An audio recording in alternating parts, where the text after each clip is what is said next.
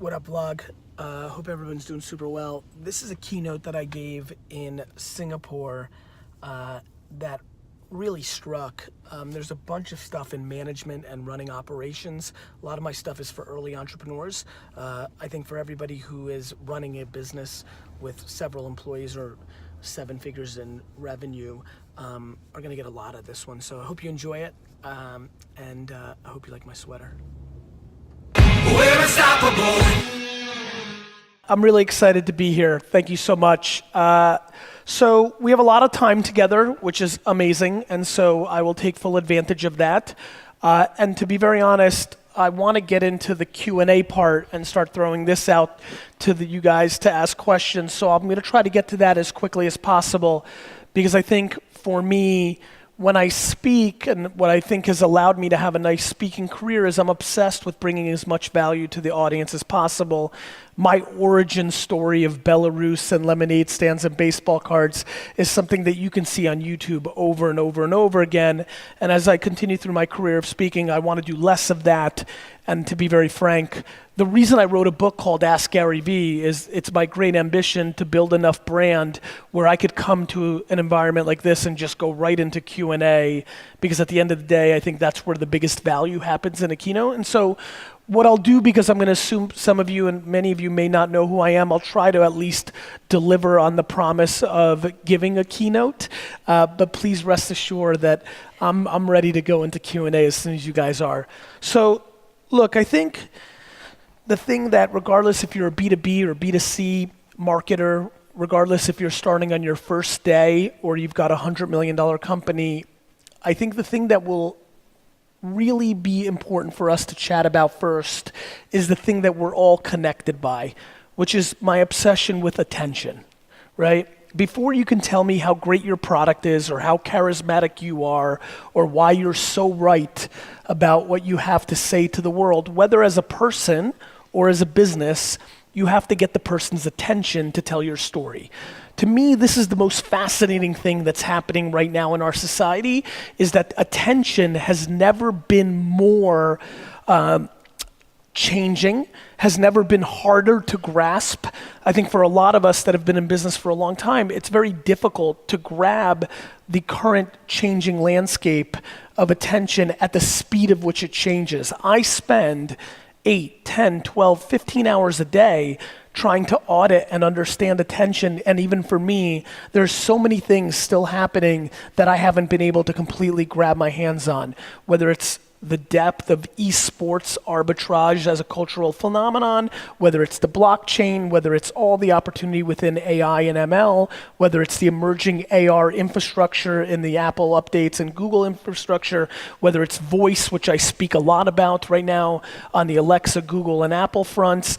We are talking about a very different world than our grandparents and parents grew up on as businessmen and women, and more importantly, as marketers and executors, and most importantly, as actual practitioners of the craft. I think the thing that fascinates me the most is how many people in here, I mean, to me, when I think about how many of you flew to be here or are here to see me speak, we, including myself, we're so much further ahead in understanding these things because of our interest in it, regardless of your success at this point in it.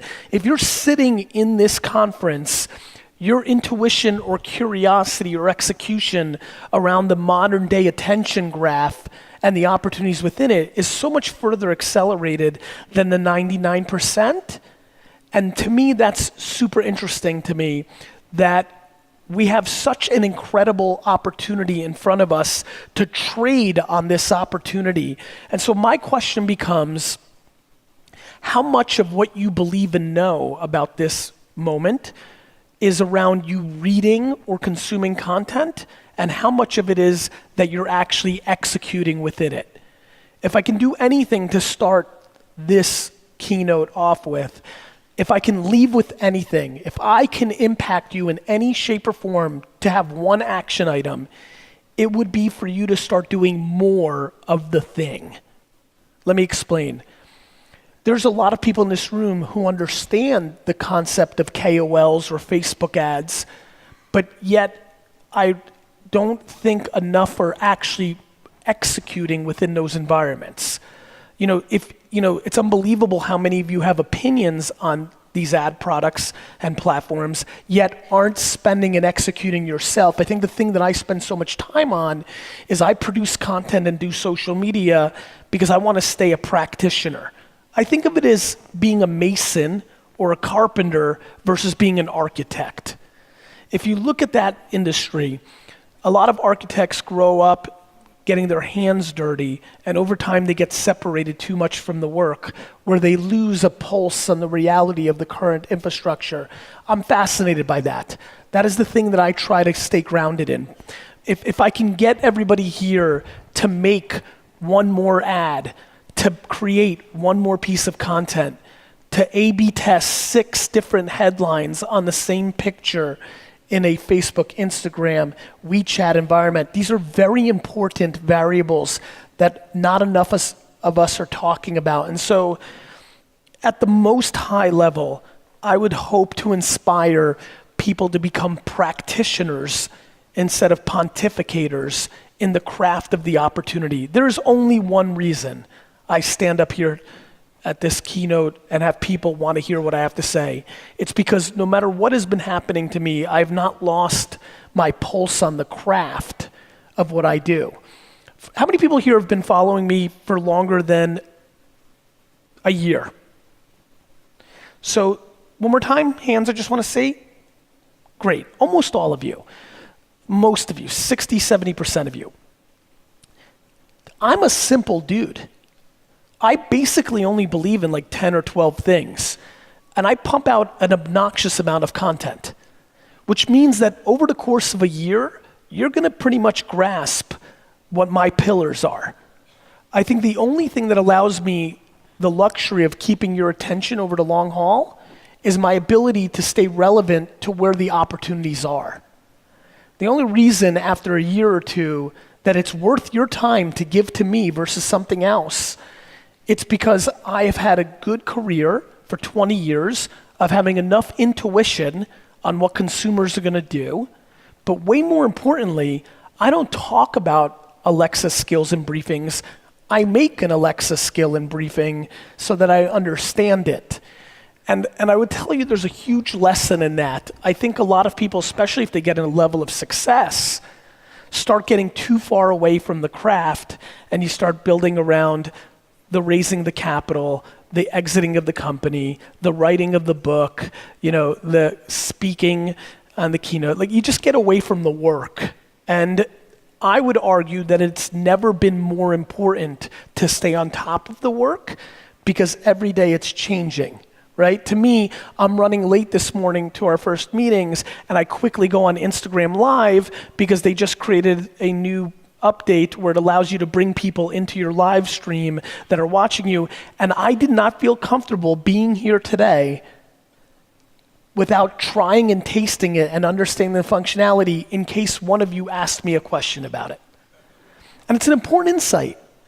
It's important insight, and it is the absolute opportunity, because when you think about the way I think about it, I talk about day trading attention. And when you talk about day trading attention, I'm not a Wall Street guy, I'm not a capitals guy, but I understand the difference between day trading and putting something into a mutual fund and watching it grow, right? There's a very different speed, there's a very different understanding, and that's how I think about it. My sign now says day trading attention.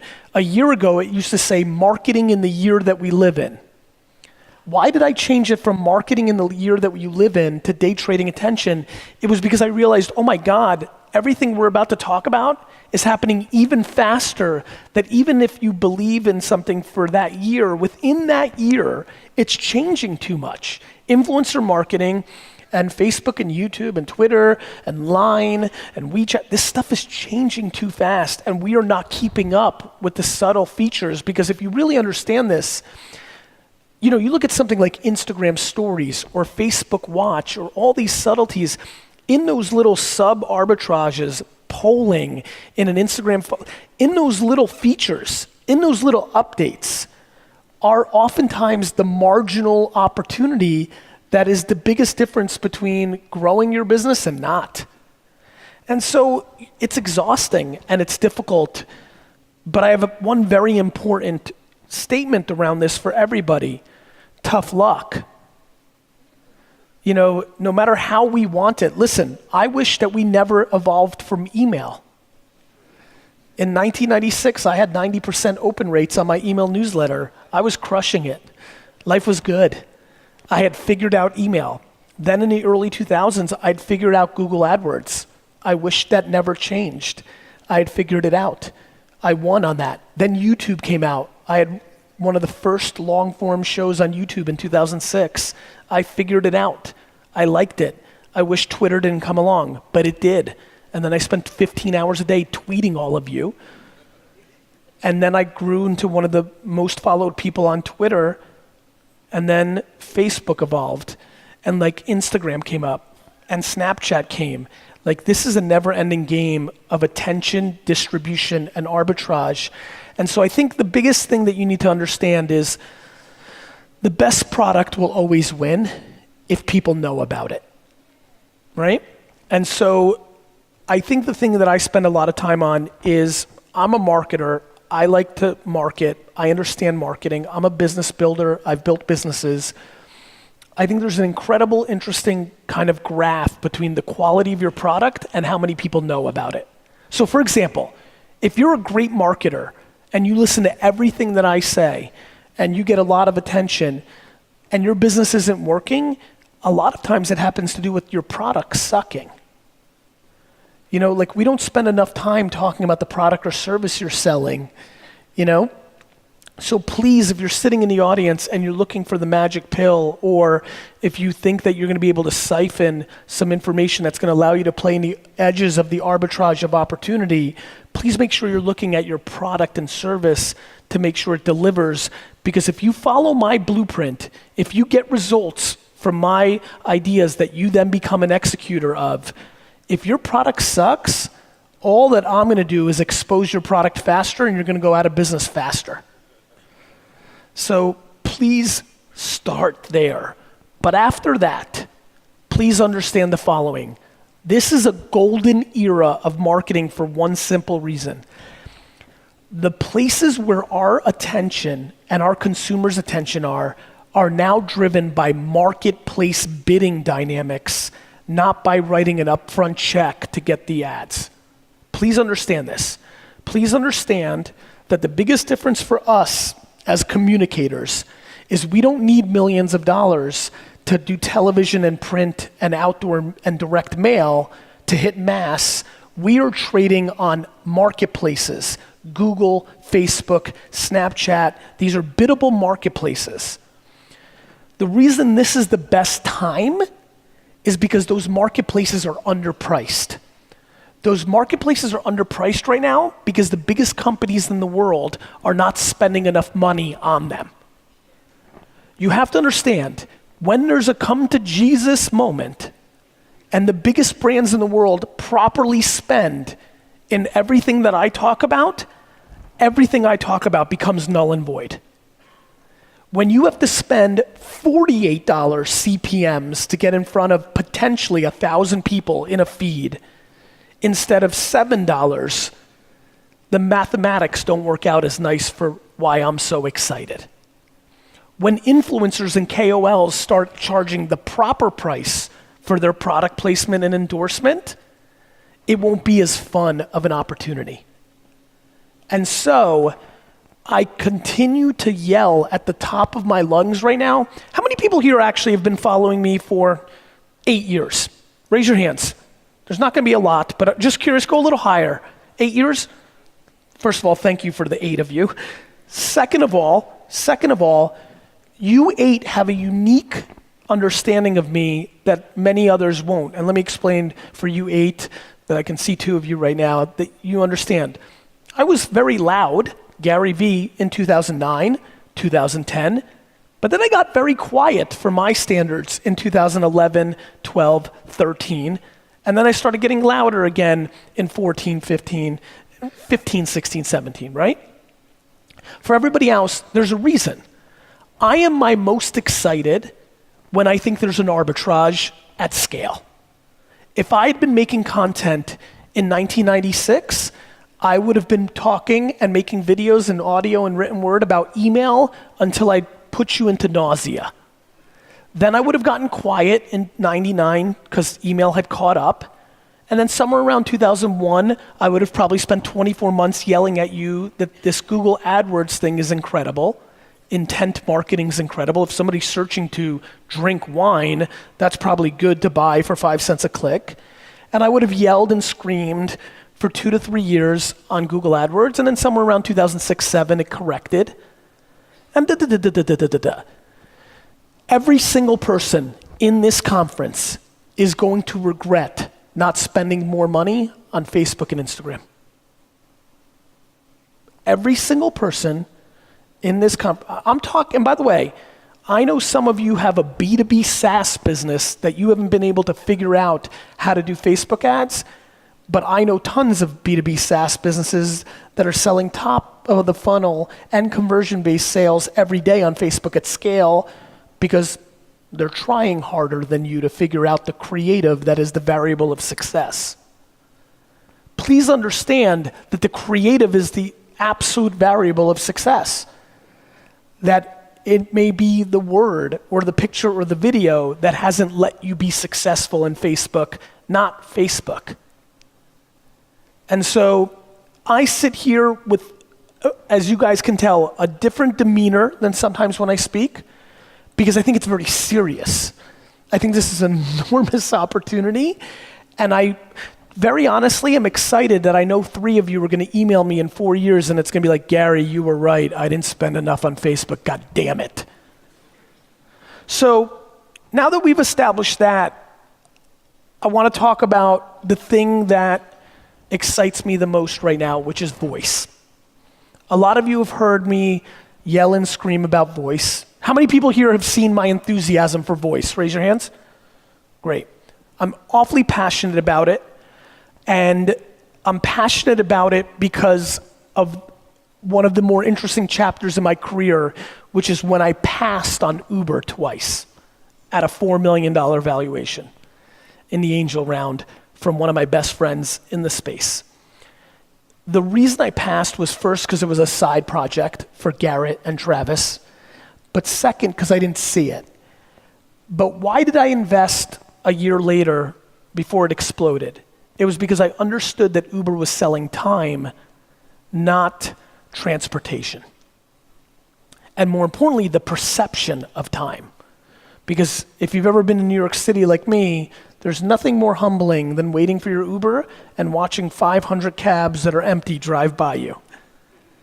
Now, audio. How many people here in the last year have started spending more time listening to my podcast and watching less video because of it? Raise your hands. Raise it high. I want everybody to look around. This is the insight that matters to me the most, right? The reason they've done that is because what audio allows that video doesn't is passive consumption. You can listen to the podcast while doing something else. You can listen to the podcast in a shower, while you're driving, while you're working out. It's time arbitrage.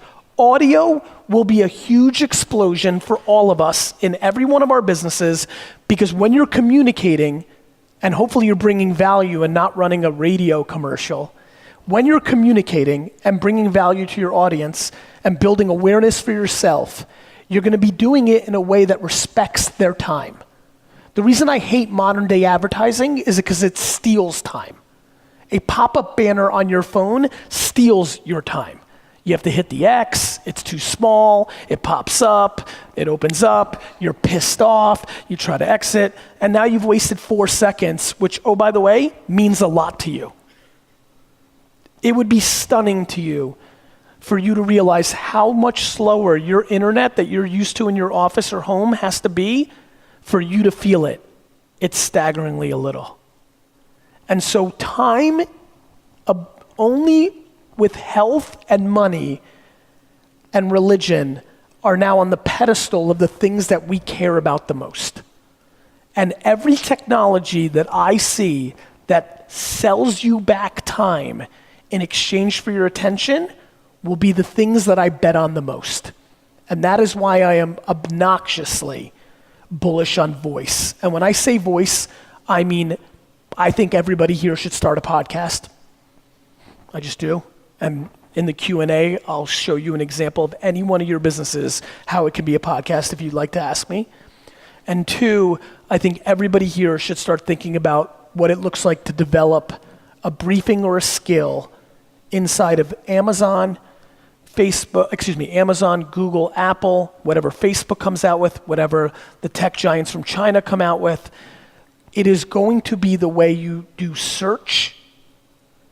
In the next 5 years from today, I promise you, you will be blown away by how much of your search behavior is done with your voice. As a matter of fact, one of the most interesting stats that I'm paying attention to is that 1 in every 4 searches on Google on a mobile device is done through voice.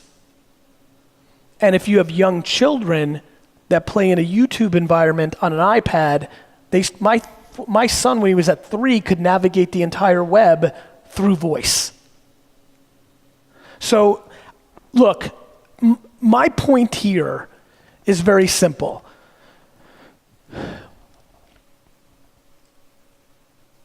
We are ridiculously lucky because we get to navigate through this time. For anybody over 30, and especially if you're over 40, you really recognize that, because for over 40 crowd in here, we lived pre-internet in a lot of ways. The scale is remarkable. The impact is high. The upside's enormous. And to be very honest, I think most of us are just taking it for granted. I don't think we understand the impact of how much the opportunity is real. And for me, it becomes disproportionately compounded because you're actually at this conference. You're actually part of a very small, interesting group for me, which is I know how big the opportunity is. I know that 99% of people have no idea it's happening. You do. So you're part of 1% of the whole thing that understands it's happening. Now it's yours to lose. I would argue that if you are not able to achieve what you want to achieve in life and you're at this conference during this time, then you really misexecuted. Then you really got into the things that I worry about when I put out content, which is you worry way too much about stuff that does not matter. That you're worried way too much about other people's opinions, which is the biggest reason you don't take chances, because you worry about how people judge your failures. Then you're doing a lot of other things that are leading to huge levels of missed shots and missed opportunities. And so that's why I speak so much about being insular, having the right intent, because literally fundamentally, if you synthesize everything I've just said, non-action is the fundamental reason that most of you will fail. At this point, being in this room, at this conference, during this time, and understanding quite a bit of what's actually happening. Non-action, which if you take all the way to the seed of a human being, is insecurity, which is probably the biggest reason that I create content, because I hope that you use me as your shield to do shit. Period. So that's what I think is happening. Audio is super interesting to me. Feed dynamics in a mobile device are the currency today. It will continue to be for a little while. Enormous things are happening around us on blockchain and AR and things of that nature. They're all coming. They're all circling around. Some things are much further away than people realize. I am very, very anti-consumer VR in the short term. If you asked me, this great phenomenon that I'm so obsessed with called the internet, the only thing that arbitrages it out is VR. If we live in a full VR world, then now what, right? Cool, but nobody here knows a single human being that spends an hour in VR in a week. Not for non-business purposes. Consumer behavior is not there. My friends, for the people that are the smartest when it comes to tech in here, the biggest thing that stops you from being successful is you understand that the tech is ready, but you haven't factored in consumer behavior. The biggest reason that so many super smart technologists fail with their products is they anticipate text and they understand that it works. There's so many things that work right now that are 4, 7, 9 years away because we're not ready to use it that way. Online dating worked in 1996, but it took another decade before there was a stigma removed from it that allowed it to start having some legs, and 10 years after that, now it's mainstream, right? That is basically what I do for a living, day trading attention, understanding behavior around it. What are people gonna do today that's meaningful to the goals that we have? A couple things that I wanna throw out before we go into Q&A. One thing that has come up quite a bit today, since I've been doing interviews and interacting with people on social here in Singapore, is because I have a personal brand, which, oh, by the way, is such an interesting word because it gets people very emotional in both directions. I just want to remind people that hate people with personal brands, it's just a slang term for your reputation. So people that have a reputation or a personal brand, there's a lot of people asking me if that's a requirement to build a successful business, and I find that laughable because I want to remind everybody that 99% of businesses don't have a personal brand in front of them. You know, I think that it's great to have. I think if you are charismatic or narcissistic or enjoy the attention, it's a nice to have. I super love it. I love taking selfies with you as much as you love taking it with me. It brings awareness, it's branding, but it is far from the reason why one would be successful, and it's definitely not a requirement to be successful in today's business environment. The requirement to be successful is very simple. Is your product good enough?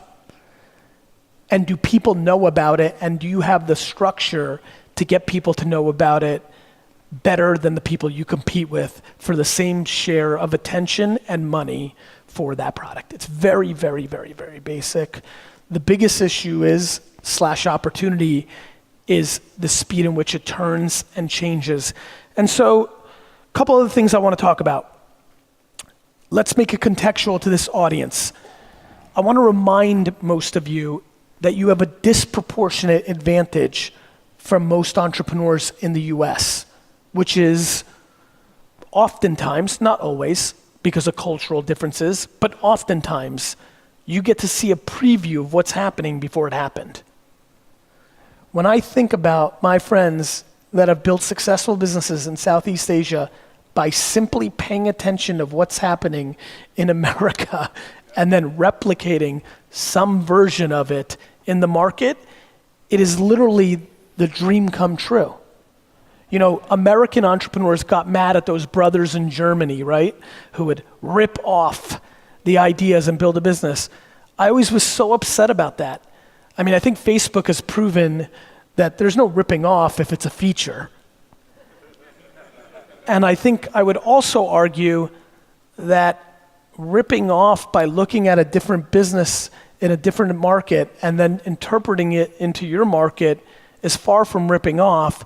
I think it's called smart. So I would highly recommend, I don't know if it's pride, which I think holds back a lot of people, but please take advantage. For the disadvantages one could think they have, there's only 5 million here. If you want to do it in Indonesia, there's a lot of people, but there's so many microclimates, so that's, you know, so many different segmentations, mainland China. Whatever you would deem a disadvantage, please understand you have the greatest advantage, which is 90% of things are human, not cultural. 90% of things are human, not cultural.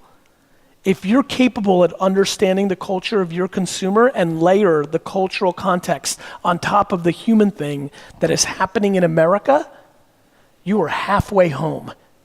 An unbelievable advantage to be an entrepreneur in this region and watch things play out, by the way, for free, no report needed, no hiring Boston Consulting or Bain and McKinsey, by reading and watching videos and downloading apps.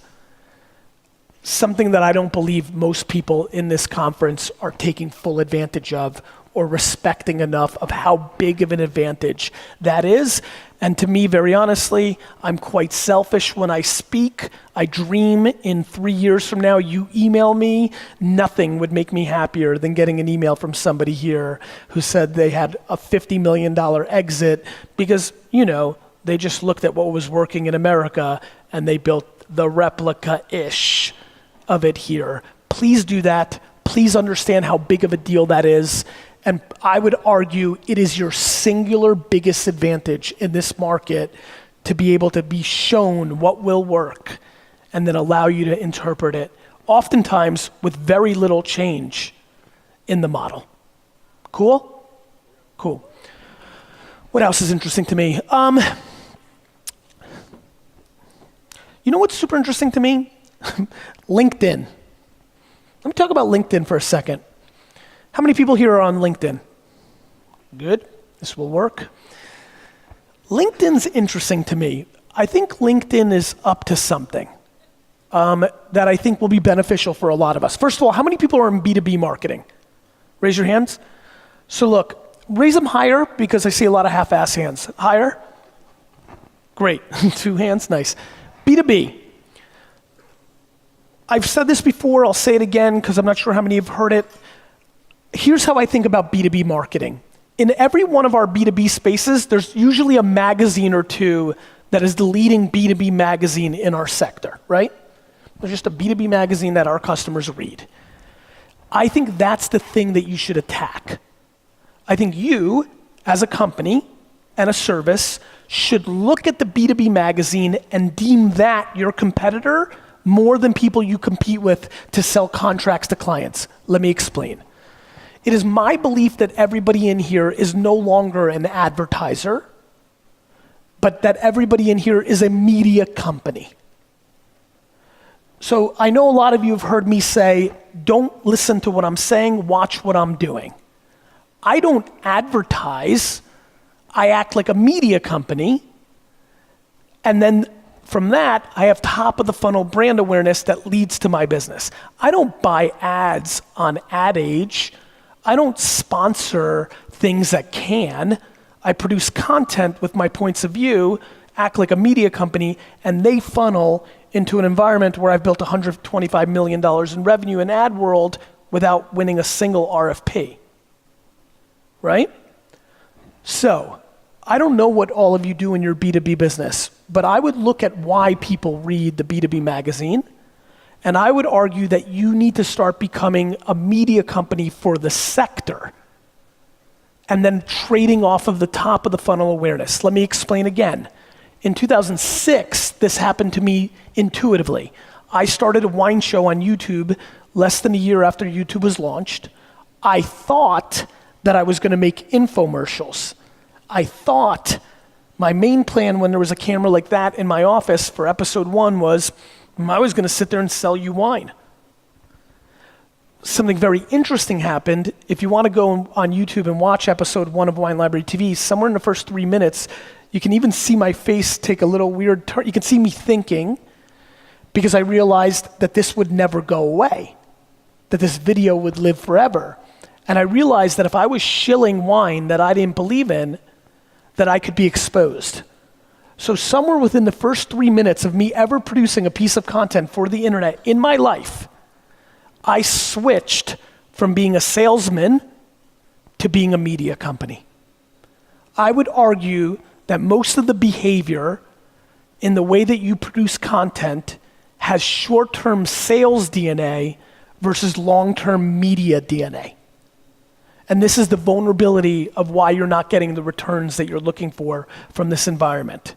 So I would please implore a lot of you to realize that I believe one of the first hires of your business in the future is your editor-in-chief of your business. An actual media editor for a SaaS product or a consultancy firm or whatever you do. And so this media mindset is super fascinating. Let me explain it in an even more historical nature. Do you guys know that the Michelin Tire Company in the early 1900s decided to start writing reviews of hotels and restaurants in the countrysides of Europe because people weren't driving enough and using up the tires and stopping in their gas stations. So they started reviewing restaurants and inns positively if they were further away from London and Paris to get the wealthy to drive out there and stop by their stations and use up their tires. And that is why we, to this day, have restaurants rated 3 stars Michelin, because the Michelin Tire Company 100 years ago executed on my thesis. In the same vein, Guinness Beer Company, after declining in pubs for the first time around the same time, realized that a lot of people were talking about trivia at the bar and literally created the Guinness Book of World Records to get you to talk about crazy records and trivia in a pub and use the word Guinness so that you would subconsciously reorder a Guinness in the pub. This is super interesting to me. I'm a very big believer that the future has all of its seeds in the past. And so I implore all of you to become much better historians around how to use media as a top of the funnel gateway to sales around your business. Once you understand that, you will find far more success in LinkedIn if you write a white paper that helps lawyers run their business, and then it's a gateway drug to what you sell them, than if you were to try to just sell them an ad saying free consultation if you use my firm. Media DNA versus advertising DNA. Media, again, you want distribution in retail stores? Write a white paper on LinkedIn, 15 things that retailers need to do in 2018, brought to you by your brand. I promise you, you will be stunned by how much inbound opportunity you have in that environment. Media, not advertising. So those are some of the top of the funnel things that are really on my mind. I continue to execute. I continue to do. I'm very fascinated by how much time people spend dwelling and debating. I think we glorify strategy and we underestimate execution. I feel like if you look historically and rewind the biggest successes, the strategy came from the execution, and you did some Monday morning quarterback. I'm a real genius in hindsight because I can manipulate how I got there after the fact.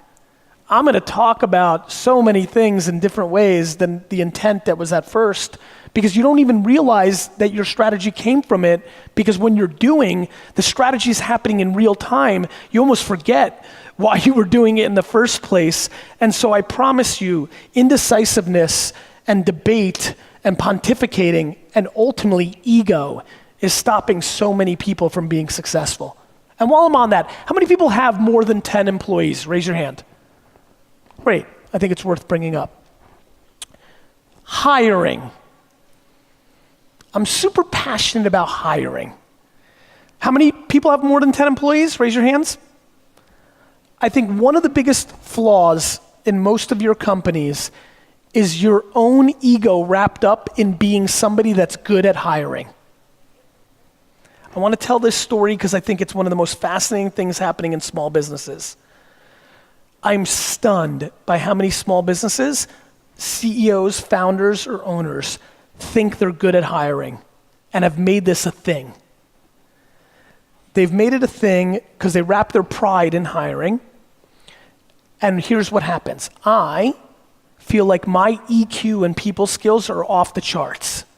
I am baffled by how many horrible hires I've made in the last 20 years. A lot. So when I think about my intuition and ability and process and deploy that against the masses, I know a lot of you have made huge amounts of mistakes hiring. I so don't give a crap what you think about me that I'm very comfortable and excited about admitting that I was wrong and firing very quickly. Most people sit on people for a year or two because they don't want to be exposed at making a wrong decision. And in that time, enormous amounts of bad stuff happens to your business.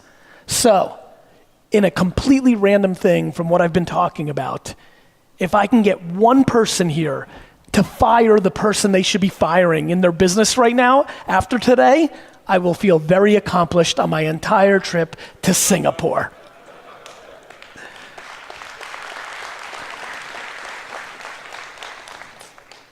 Who's got a question? Great. You see that? That was good accuracy. What's your name? Melvin. Melvin.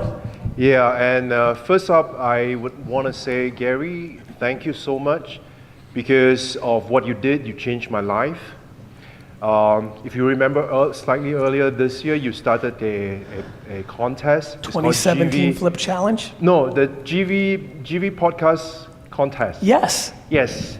So at the point in time, I was in the US, and I knew that by the time that thing is going to happen, I will be in New Jersey, New York. So I was hustling really hard to get you to pay attention to me. Obviously, it didn't happen. Yes. Yeah, all right. But the good part was that what I did was I did exactly what you told me to do, or what you have been saying. So I hacked the hashtag. I started tweeting everyone who submitted that entry, and I said, congratulations. I asked them, this is my favorite Gary Vee quote, what's yours? And then I started getting reply. And so that was when I got the reply, and that was when I restarted my vlogging journey again. So this is the third time I started my vlogging journey. So this time when I started my vlogging journey, boom, it happened. People started paying attention. I think you know him, Chris Brogan. Pay attention to me. He tweeted out my videos.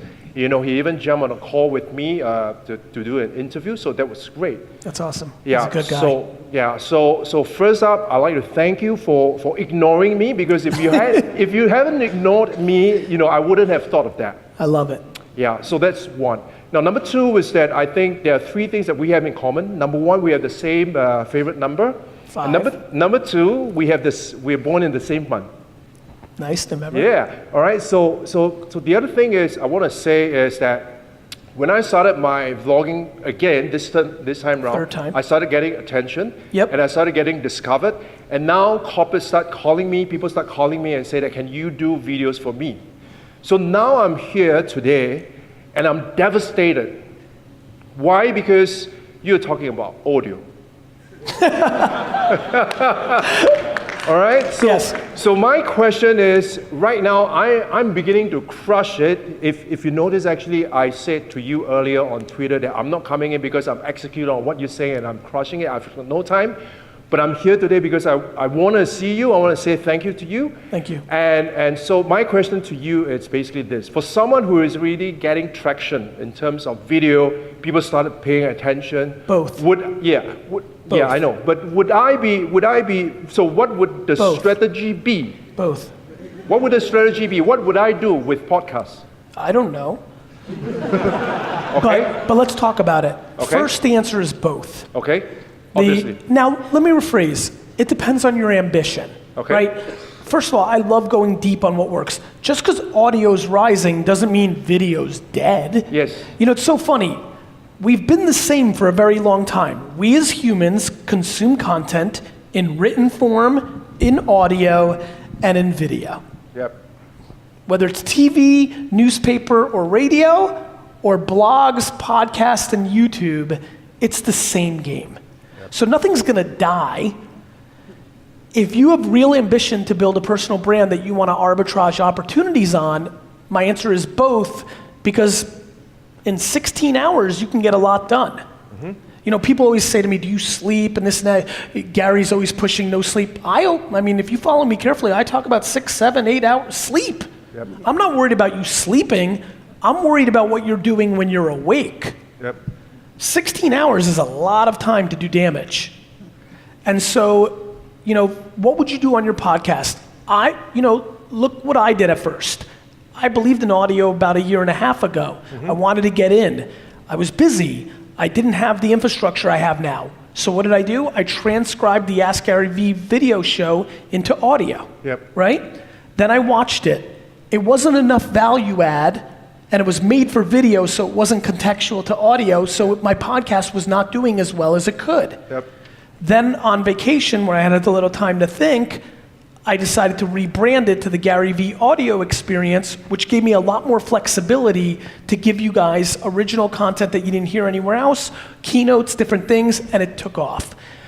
You have to look at yourself of what you're capable of doing, especially when you're a one-man band, and I don't know if you have anybody helping you yet. Not yet right now. So as a one-man band, what I would do is if you're vlogging, every day, I would take 10 minutes of something that you're doing or talking about, not show it in video form, rip the audio, and make that your podcast. Got it. Thank you. You're welcome. Thank you. Can you pass it on to the next question? Your aim is not where we're the same. Yeah. Hi, Gary. How are you? My name is Kenneth. How are you? So I'm very good, very good. How about you? Super. Good to see you here. I would like to say a big thank you to you. Although I did not follow you for years, but in the past 6 months, a lot of things have changed. I'm writing a book. It's called Mother Industrialist. I, in fact, emailed you. I guess I have not hustled enough to email you a lot of times. But because of that, of you ignoring again, I realized that I need to do something, and I took the action of document versus create. Because for me, I'm a marketing consultant. I always think of crazy ideas, but I never go into document it. So what I did is, because of my book, Mother Industrialist, I interviewed 15 mompreneurs that I put into my book that I personally know. And because moms love to share, they start referring other mompreneurs, but I could not put them into the book. And that's where I created my Facebook Live weekly, every Monday. And I document it, and I interview them, and it's growing and growing. So my question to you is, how should I scale it up from there? And personally, I own a creative marketing company. So how do I put it together? So you want to figure out how to use the leverage of the weekly show to build on top of? Yep. What would you like to happen? Would you like it to be a gateway drug to your creative shop? Do you want to build a SaaS product for mompreneurs? Or do you want to become a personal brand and live as being the human that makes enough dollars? I think you have a lot of flexibility of what you can do, but this is where you have to start backwards. So for me, the reason I think I'm winning is, for me, backwards, I'm more interested in my legacy than making money, which is why all of you like me, because I'm trying to win you over by giving you value, not get a short-term sale, which is why it's building legacy. So all my behaviors work backwards. I just gave you in 1 second 3 viable options on the back of this. Do you have an answer? Do you have a clear answer to that, or is that something you need to debate? Because there's a lot of options that I could do, which I'm working on, but it's not coming back to me as fast because How long have you been doing the live show? Episode 15, so I'm going for my 16, or doing on a weekly basis. Hold on, 1-5? 1-5, yes, yes. I just started, yeah. So because of that, yeah. So I'm going on and on. I'm not stopping. And it's growing, and it's not just locally, it's also into US and a lot of traction, people start referring. Yeah, it's called Facebook. Yes. Yeah. Yeah, so I'm continuing that and getting a lot of traction, getting partners coming and also to sponsor for my book. So that's what I'm working towards. And I also like what you have mentioned is to put it as a media. So I'm also attracting partners, companies to come in to maybe like mompreneurs, they have their own business. Can I give you a good piece of advice that's good for everybody? Yep. The sooner you monetize, the quicker you give up the leverage. The question is how to monetize. Yeah, I understand. So, and the answer is, I really wish you didn't give a shit about monetizing just yet. Yep. Yeah. So, there's a lot of ways to monetize. You just rattled off several, and I rattled off several. So I don't think you have are you having trouble closing the opportunities? I guess the struggle is because I want to bring out value.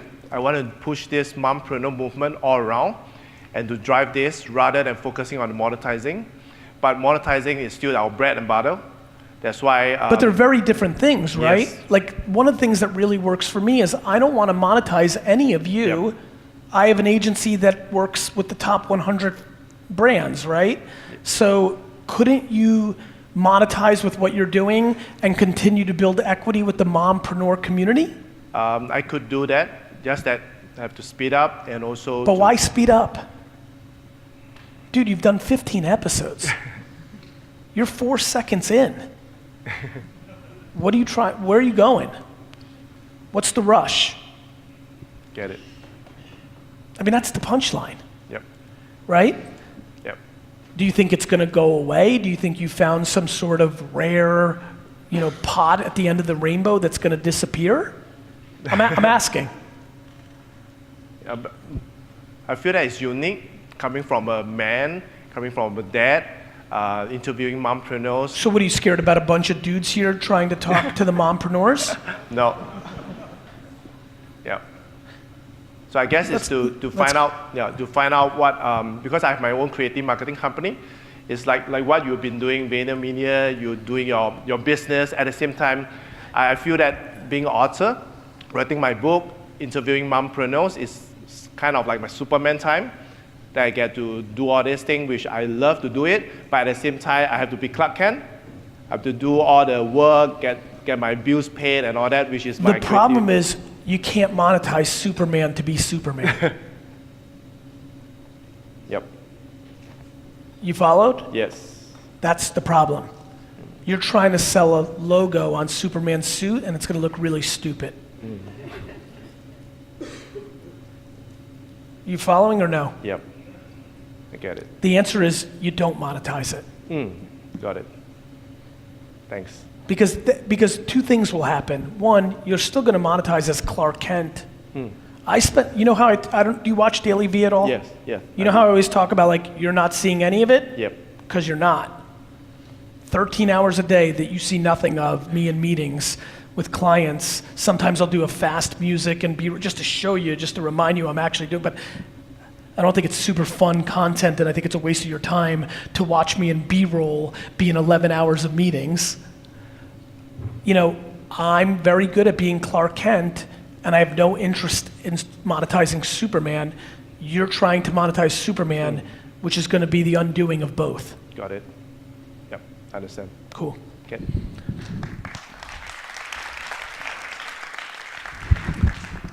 Hey, hi Gary. My name is Radu. How are you?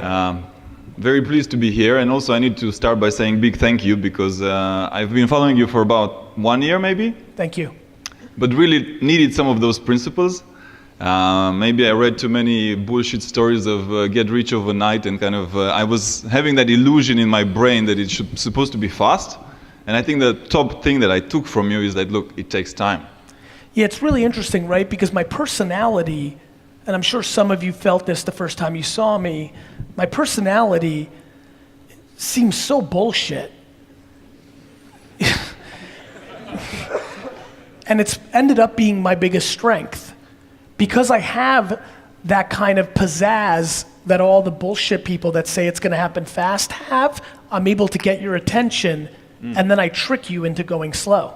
Yeah, And then you Excellent. actually get what you want. yeah.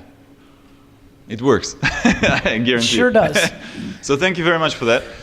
My question is, and I'll work through it because I'm not sure I have it clearly in my head. So basically, I've been doing headhunting and human resources executive search for about 4 years. I like it. Very specific to a field, which is supply chain and logistics. I like that too. I started a podcast about 2-3 months ago, which is going really well. That makes sense. It's called Leaders in Supply Chain. So I'm trying to do Let me tell you why I think that, notice how I said that makes sense? Super narrow. You know what's so funny? It's how I think about Singapore. I think having 5 million citizens is the advantage, not the disadvantage. Everybody's so quick to build here and then go and do Indonesia and other parts that you forget that if you win the entire 5 million market, you have a real business. I love podcasts in very narrow supply chain. Are you kidding? Everybody thinks they have to make like consumer. The meanwhile is, if you get the right 800 people listening to your, 800, if you get the right 800 people listening to your podcast, your headhunting business is going to explode. Yeah, it's starting. Well, I guess it's just I think it will need a little bit more time, but it's happening because I'm engaging with really C-level people because it's also creating that platform that this industry doesn't have currently. Correct. It also is media, so your ability to email somebody who's the decision maker at a company to be a guest who nobody would ask to be a guest of anything, and now they become aware of what you do on the side. Yeah. Give Superman away for free, watch Clark Kent make money. Yeah. So I guess all of this is happening. I think it needs still a bit of time, a lot more time. Of course. But I guess where I'm kind of struggling over, I guess where my question is, so on the one side, we are selling headhunting. So basically you recruit the best for your business, so which is HR. Then on the other side, I'm specialist in an industry, which is logistics supply chain. So then I'm kind of, because sometimes also people, especially if it's very senior level, so I've engaged with some board levels, but I went on the side of the podcast to them. And then they don't necessarily remember you. They remember, okay, there's the podcast guy. They don't remember you as the headhunting guy. Yep. So during the podcast, I do the bit on the industry. I do the bit on the HR. How do you recruit your people? And I try to make that connection. So I guess where I'm struggling with, and I don't know what's the best way moving forward, I think it is going to work if I keep it to supply chain and logistics. I'm also considering, should I keep it to Asia, so expand it and saying doing business in Asia, right, and make it a little bit broader. I mean, you mean the show? Yeah. And also the business, because I can then flip the headhunting business to expand as well. Do you feel like your business is ready to do that? I don't know. Yeah, I feel like it isn't. Yeah, probably not, yeah. Right. Sure. You see what's happening, right? It's the same reason you like the get quick, fast. It's his question. Guys, it's the same shit. It's everybody, like, it's the same game over and over and over. I get it. And even when you have some level of success, it's hard. I get it. I get it. I live it. I have way more opportunity than you could ever wrap your head around. But I stay disciplined on what I can do. We've been registered to do business in Singapore for 3 years. Why is VaynerMedia not here? We weren't ready. Was my brand ready? Yes. Would we get business? Yes. Would it deliver at the level that I thought I needed to create 20-year success? No. You're onto something. And this is what happens to a lot of businesses. I look at it every day. You're onto something, and now you're tasting blood in the water, and you're getting greedy because you see it. And especially if you're hearing it from something like this, you're like, wait a minute, this is gonna, like you're compounding your confidence, which is making you go wide when you should be going deeper. Thank you. You're welcome.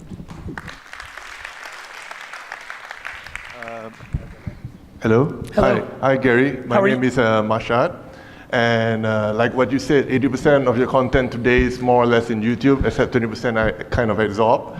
I actually collected this box for my mom. But firstly, I want to tell you, I'm actually going to quit my job to do something like D-Rock for a word-of-mouth marketing company. But before I pass this on to my mom, is that your new K-Swiss shoes? That's my question. These are my new K-Swiss shoes. All right, awesome. Awesome. Thanks. Hi, Gary. I'm Camelia. Hey, Camelia. My son got me onto you. Thank you. I didn't even know you were around. Thanks a lot, Camelia. I'm kidding. Sorry Go about ahead. that. Well, good news, 99% of people don't. So go ahead. It's okay. The word is getting around. They will. Right. I'm a warmologist, and a lot of people ask me what I do. I'm actually a specialist in word-of-mouth marketing. Word of mouth. Word of mouth. offline. Yes. Because I'm not an online person. I've never been, and but he's going to get me on it because of you. Okay, so thank you for that. Thank you. But what do you call it? It has always been a stigma that from many entrepreneurs that word-of-mouth marketing is a very weak activity, and yet a lot of what do you call it, material says that it is the most powerful form of marketing. And I took it on. For the last 4 years, I did research. I started a business group for it, and I found out why it was the most powerful. But my question to you would be, where do you see it in the next 3 to 5 years? How would it grow? How would it evolve, word-of-mouth marketing in the market, especially for entrepreneurs? So, word-of-mouth marketing is what social media is. Right.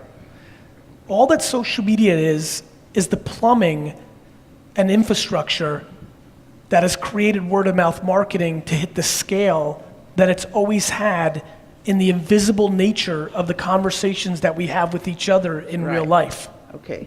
So, like, even in my first book that put me on to the world, Crush It, that I wrote in 2008, most of it refers to word of mouth. And then the book I wrote in 2011, Thank You Economy, is basically just about word of mouth marketing. Okay. It's about being extraordinary to force word of mouth marketing. Right. I believe nothing sells product and services more than another human being to another human being. Right. Where it lives, I think will continue to go into this device, Social media. not us talking. Right. And I think that's great. I think too many people want us to talk to each other. Okay. So I find platforms fascinating. I find it fascinating that we put a pen and paper, somebody writing a letter today, as this incredibly great gesture. Okay. Even though we do it on here all the time. We're putting pen and paper on a pedestal, not the words that we're exchanging with each other. And so I think word of mouth marketing is basically the old school term for social media. I'm a buyer to the end of time. Great. Until the robots kill us, I'm a fan. Thank you, Gary. You're welcome. Thank you. Nice pass. How are you? Hi, how are you? Okay, I have this question. Okay, first of all, I've been following you for a few years now, I think back from 2014, and you completely changed my life and how I operated my business. It was really tiny back then, but we managed to have like really healthy growth rate year after year thanks to you. Thank you. Thanks to you. And the question is, we're at a point where we're in that crossroad where we have to decide where we want to either grow organically. Yes. Or we also have the opportunity to grow rapidly as well, because we have interested. And if you grow rapidly, you have to take investment? Yeah, because we have interested parties wanting to offer that to us as well.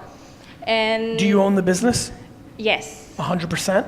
So that's the thing. I just wanted to hear your take in that. Like, if you have opportunity to grow. Do you own the business 100%? Yes. Do you want to have a boss? Not. It depends. It depends on the end goal, because I do have a certain angle that I want to get to.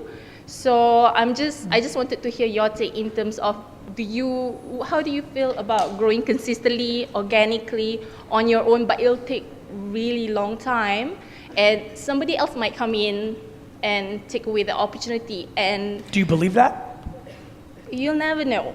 Like, I feel like I have a certain value to offer, and there's nothing like it at this point. So I feel like I have that certain value, and I have that following. I have the trust and the loyal of our customers as well. If you can raise capital to speed up your process Yeah.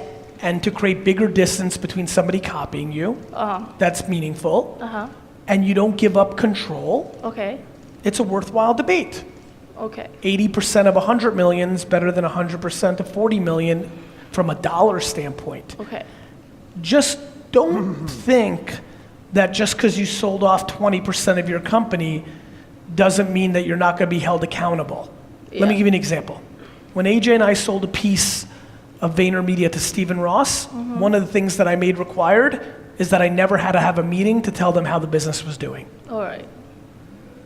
You like that? It's a good one, right? Now, he was worth $8 billion, so he could give a crap ass. You need to make sure whether you sell 1%, you could sell 1% of your company and that investor might take up a disproportionate amount of your time. Okay. The biggest issue is time when you Yeah. sell a piece of your company. Yeah. Do you really want to prep for an entire week every 90 days Yeah. for an investor meeting so you can justify your behavior? Yeah, but the thing is, I'm quite keen on taking that offer because it's much more of a strategic partnership that would bring of value to me. So let's talk about that for a minute. Yeah, Is it a human or is it a company?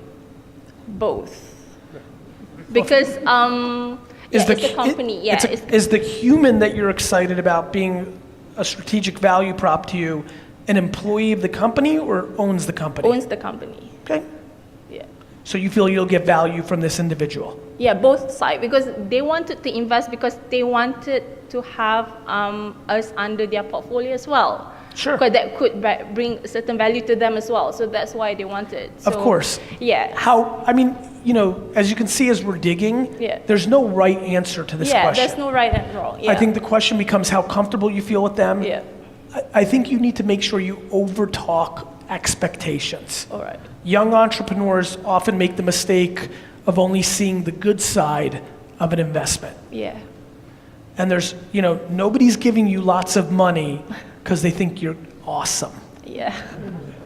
And so you just need to be thoughtful. The amount of people that I've seen raise capital when they didn't need to and Yeah, it I destroyed their understand. business is more than I'd like to see. Yeah. At the same token, there's a ton of people who would have failed and gone out of business without a strategic investment, and then it turned into a huge success. Yeah. Here's what I would say. Everything that's in your stomach that you want to ask and talk about, do it before you sign that contract. Okay. That's the mistake. Okay. You sit on 2 or 3 things that you just think will work themselves out, Okay. bring them to the forefront. All right. Okay. Make sense? Yeah, makes sense. I'm sure there's 1 to 2 things that are in your It's head. a few things that, like you were saying, there's no right or wrong. It's just I have a certain angle that I wanted to get to, and What does the angle mean? um, Dollar amount? no. It's in terms of the impact of the company that I wanted to, because the kind of impact that I wanted to get, that if I wanted to have that certain impact, the level that I wanted to have it, I need a partner. And that's what, Can I ask you a question? yeah. The impact that you want the company to have, could you get to that impact 11 years from now? Yeah. So then you have to ask yourself, are you trying to get to the impact sooner and you're putting that as a romantic point of view in your head? And are you giving up too much to get there sooner because it's just one bigger version of patience? This is why I'm pounding Yeah. patience down people's Patience, throats. yeah. And more importantly, is this impact real or is it manifested in your head as a romantic thing? You got to think No. about those things. Yeah, no, it's real because the thing is with our company, we're super engaged because customers and our followers, they don't see us as brands, they see us as a friend. Okay? So that's how we build, like, Be careful yeah. because at scale, that tends to go away. Yeah, I get that. Yeah, that's the thing. We have to have a certain balance somewhat. Yeah, as we scale. That was probably the thing that scared me the most. Oh, Because if that's how your consumers feel, yeah. it's almost impossible for somebody investing in you to being comfortable with you doing the behavior that Alright. makes that 100% pure. Okay. They are thinking about the scale of Yeah, that, for which sure. then dilutes the Yeah. energy of that. Yeah. It's not my voice, it's the company's voice. So they don't see the brand as a person. It's just they I feel understand. like yeah. I understand. So they see the people that runs this company has a certain value that they resonate to. So, Let me ask one last yeah, question and we'll yeah. move on. Does the investor have any say after the transaction? No, not really. Good, Because, yeah. then do it. Yeah. All right. but just make sure you define the not really part. Yeah, because they do have a certain, based on the conversations that we have, they do wanted to offer advice, try to bring up a certain value for us, but at the end of the day, ultimately, it's still my decision, because that's what they told upfront. Understood. Yeah. Good luck. Thank you so much. You're welcome.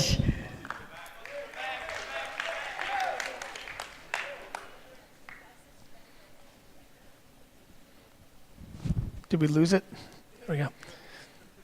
Hi, Gary. How are you? I'm good. How is yourself? I'm Sean. I'm a digital marketer from Malaysia. First off, I took your advice and I started vlogging not too long ago, and I'm already seeing work. Doors that I could never imagine are starting to open for me, and I only have you to thank you for that. I have a two-part question. Yes. First, my father owns a traditional billboard business with about 1,000 sites, mostly along the highway. I'm persuading him to invest into digitally. I don't work for his business yet, but I assume I will in the future. Given your expertise, if we became partners today in this business, how would you focus your resources, and what would your first steps be? What kind of business is it? A traditional billboard business. With Traditional what? Billboard. Billboard. Yeah.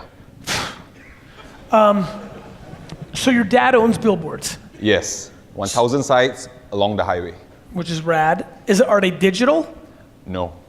It's So purely. I would probably make the capital invest. If I took over my dad's business or became his partner, I'd probably take the capital risk up front to take them digital, because I think that's going to be required to get the value out of that outdoor.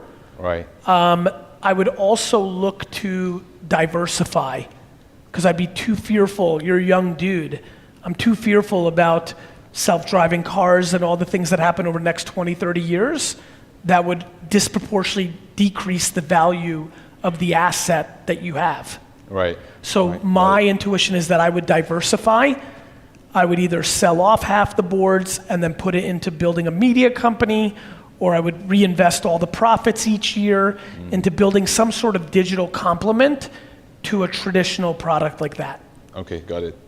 The second part to the question is, as an extension to my vlogging, I plan to start a series of interview videos or podcast sessions with people within the same field to talk about the work they do. And I was wondering, this is trying my luck here. Would you be my first guest to officiate this?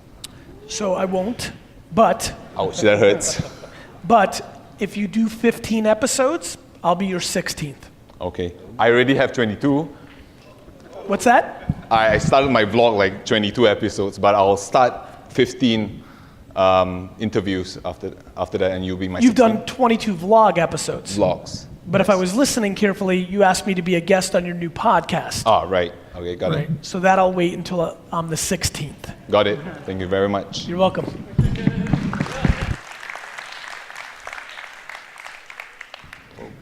Hello. Hello. Yeah, hi Gary. My name is Terrence, and I'm 20 this year. So just one question for you. I've been listening to you for about a year now, and I'm just trying to figure out, as a 20-year-old without any experience in my parents' business, I've wanted to build a video, a vlog, an audio podcast, but I don't have the experience to actually do it. So which one should I focus on? Building up the experience in the business, or should I go direct to help market the Well, listen, company? if you started a podcast and a video blog about being experienced in the craft, that would be bad. Faking it. Yeah. But if your podcast was about the experience of learning the craft, you'd probably have a lot of 20-year-olds following you. Okay. So I don't think it's about getting the experience. When I talk about I built a business for 15 years before I came out, right? I say that because that's what happened. But I have a funny feeling if the internet was around when I was a kid like this, I might have started documenting my journey right away. I just wouldn't be walking around like I was a business building guy. I would be talking about being a young, ambitious guy who used to sell baseball cards, and now I'm about to do it for wine, and I would take people along with my journey. That's my biggest problem with people that don't have experience. They're lying. They're lying that they're business experts, or my favorite, you're a 20-year-old life coach. Because you've lived life. Yeah. So to me, I think you can start the podcast and the video blog. I mean, I wish I did that because I probably cried 50 times in the first 10 years that I worked with my dad because they were very painful fights. And that would have been incredible content that I wish you guys could watch if you're in a family business, because it turned out okay, and it would have been really cool to see how that happened and why, and how I was able to give more than I took, and how I loved my dad more than the money, and how I thought about what I could do in my 30s and 40s, and it's okay to lose in my 20s. But I wouldn't have walked around and said I was a marketing genius because I thought I was gonna be. Yeah. So start documenting my journey to becoming a businessman? Hell yeah. Got it. If you think that's interesting. Maybe you're not comfortable enough in your own skin to talk about all the failures, which is the most interesting part of documenting being a 20-year-old businessman. But if you are, there's some people that are gonna listen. The truth always wins, my friend. That's all you need to know. All right. Can I get a hug? A hug? Yeah. Sure. Awesome.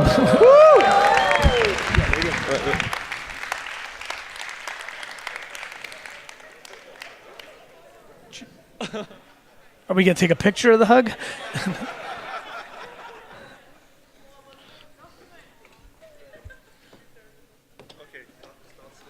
Let's start the vlog now, okay? Yeah. So my journey to becoming a businessman. He's a liar. He said he was gonna do a hug, and now he's doing a vlog. Okay, I'm sorry. I got it. Thank you so much, Gary. You're welcome. You're welcome. All right, after this question, let's send it over there because they're about to start a coup. All right. Go ahead. Thank you, Gary. And I flew in from Malaysia to see you. Thank you. Okay.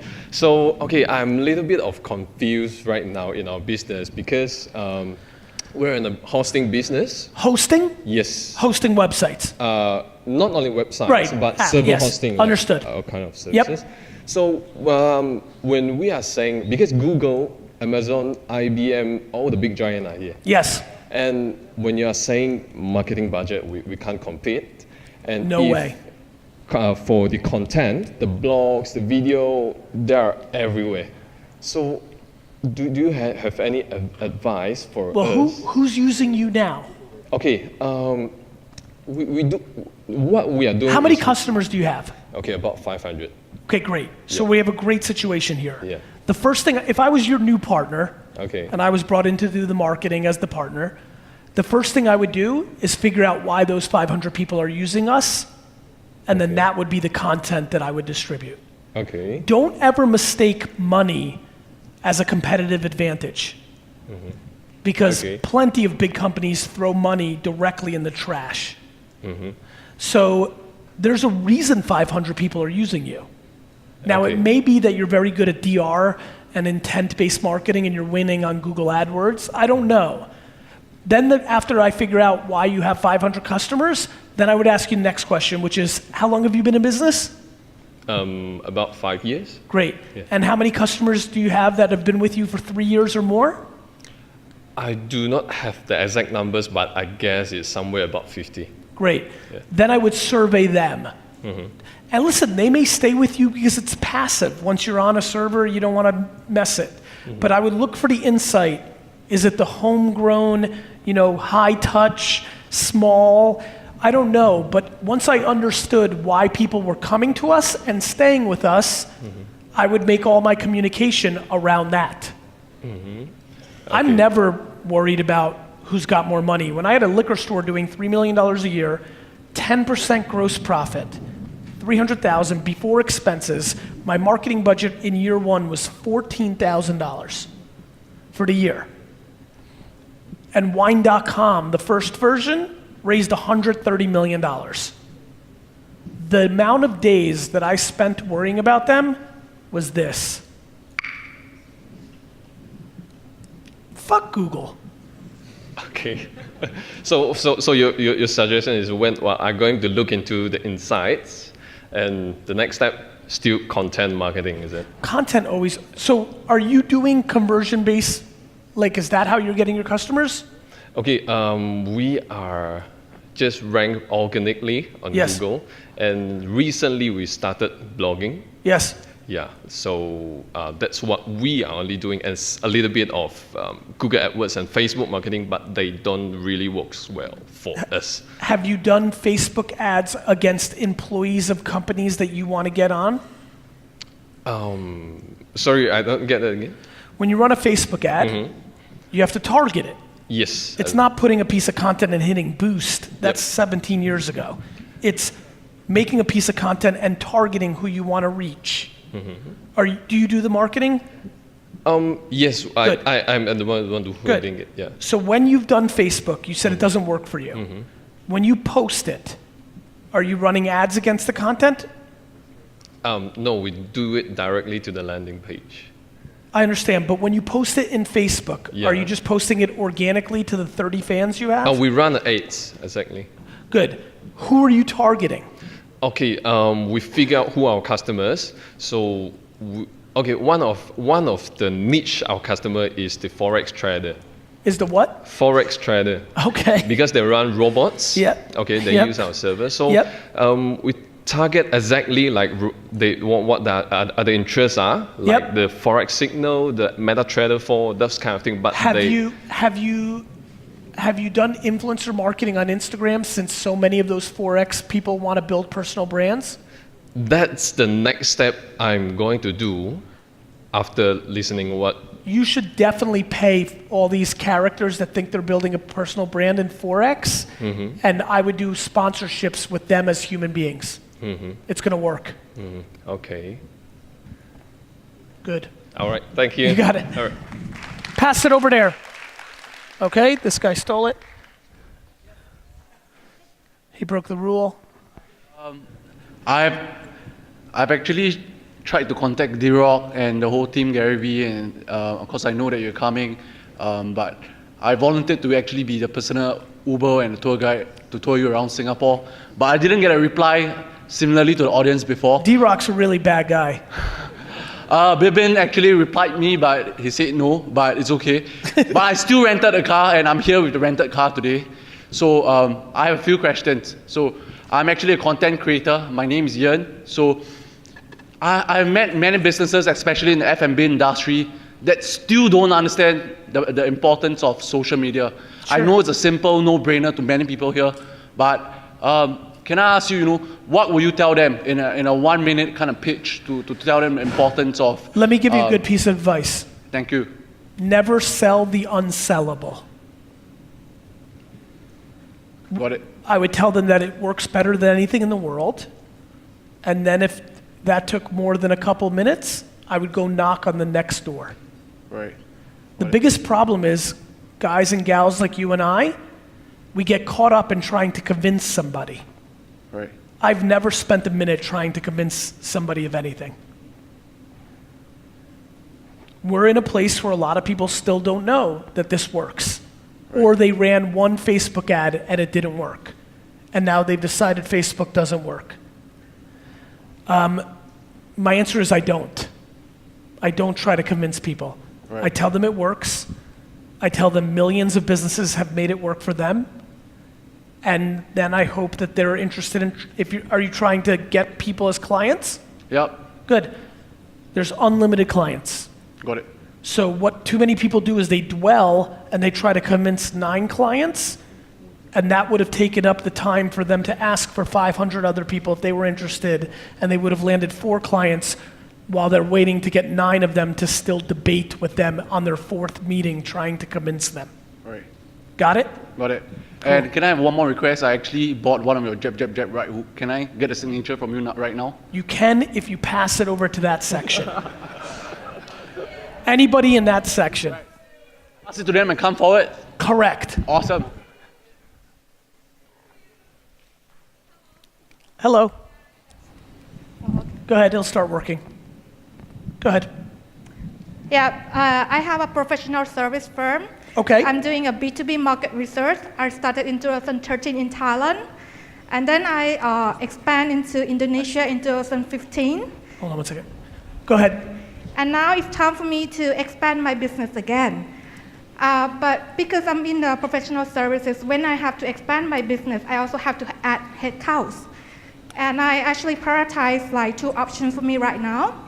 The first option for me is to expand into Vietnam. Okay. And the second option is to, you are paying, okay. The second option is to start a tech startup. What? A tech startup like. Why is that your second option? Because I think it's a big opportunity, and it's the area that many clients ask for is the pain point, and nobody have actually like looking into that. Okay, if you start the tech company, are you going to bring in a tech co-founder Yes. and give them 50% of the business? No. Okay, so let me tell you the most fascinating thing when people decide to go from something linear to like a tech company. They want to do a tech company, and usually they hire somebody to build the tech because they don't want to give up any of the equity. This is the #1 mistake that entrepreneurs make when they go into the tech business. They hire a firm because they don't want to give up equity, but when you're in the tech business, you're in the tech business. And you better have a real tech partner. And unless your tech partner has minimally 20%, up to 50%, they're not going to care enough. And you also have to understand that they have the disproportionate leverage because they're the tech co-founder in a tech company. You mean I have to give them like half of the shares to make it work? I would tell you that you don't have to, but I have seen an unbelievable amount, call it now maybe 5,000 businesses in the last 10 years that have gone from, I do this, but now I'm going to do this tech product because I see the pain in my business. I'm going to hire this little firm to build my app or product, or I'm going to have a CTO, but I'm going to pay her or him, and I'm not going to give them equity. And what most people don't understand when they go into the tech business and build a tech product, they're at the mercy of the tech. Tech is great on paper. It's a very different business when you're actually in it. So I just want to make sure, and the reason I'm going down this path is I want to make sure that you realize that if you're going in the tech business, you're going to lose the leverage. Unless you're a developer. Does that make sense? So as a professional service company, is there any other option to scale the business? Yeah, so I think like if you're going to build a tech platform, that's a great way to scale the business. I just want to make sure you're going in eyes wide open, that you're going into a totally different business.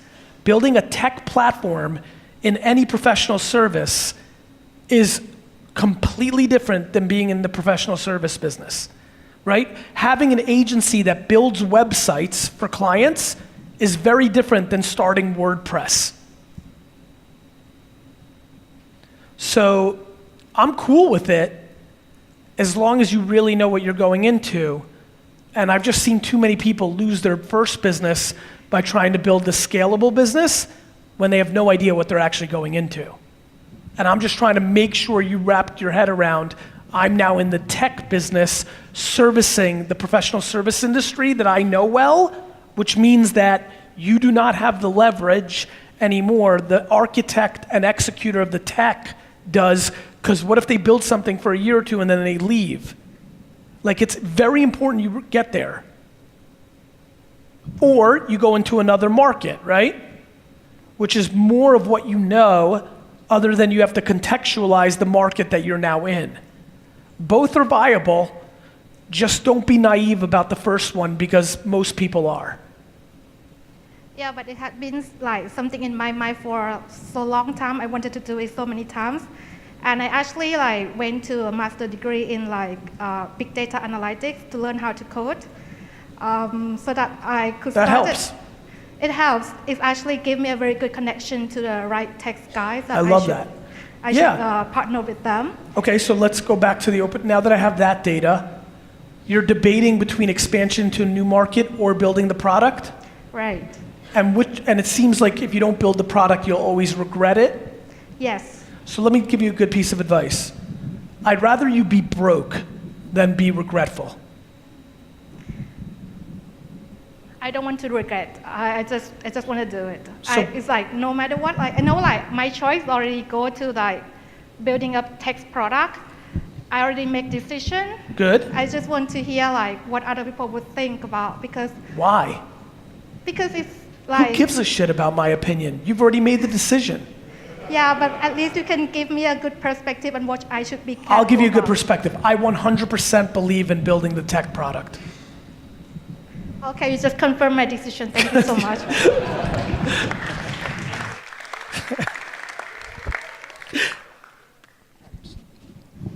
First thing first, thank you very much, Gary Vee. You really, really changed my life. The first time I actually saw your video was the 5-minute plea to do. Yes. Prior to that, I've been giving myself a lot of excuses for failing and for not taking action and for procrastinating. But after I saw that video, I went 100%, 200% into just focusing on doing. Yes. Now my question is, as a freelance digital marketer, I face this challenge of getting a lot of information and having to keep myself up to date on what's happening on each and every one of the platform in order to deliver a lot of value to my customers and so on. So how do you actually do that? How do you stay on top of things and yet deliver value? By working a lot. So how do you manage that within 24 hours a day? How do you split your time? Do you organize? Do you systemize? What do you do? Definitely don't organize. This is the biggest reason I built my personal brand. The number one reason to stay being a practitioner. I don't have the luxury of reading a headline about Instagram stories or Snapchat filters or Facebook Live without using it because I have too much to gain on that side. So it's a self-fulfilling prophecy, right? I build my brand by being a practitioner, which makes me a better strategist, which makes VaynerMedia better, and it just keeps feeding each other. So A, have you started building your own profile? Are you interested in that or no? Yes, I am. That would be my biggest advice. Every time you see something new, make sure you build a profile on everything, and then every time you hear a new feature, use it immediately, which will then systematically make you a very good strategist.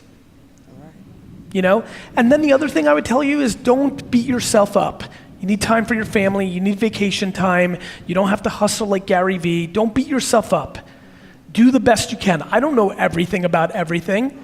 I probably know a lot more about a lot of this stuff than most people, but you don't have to be everything to everything. You just have to be better than the next girl.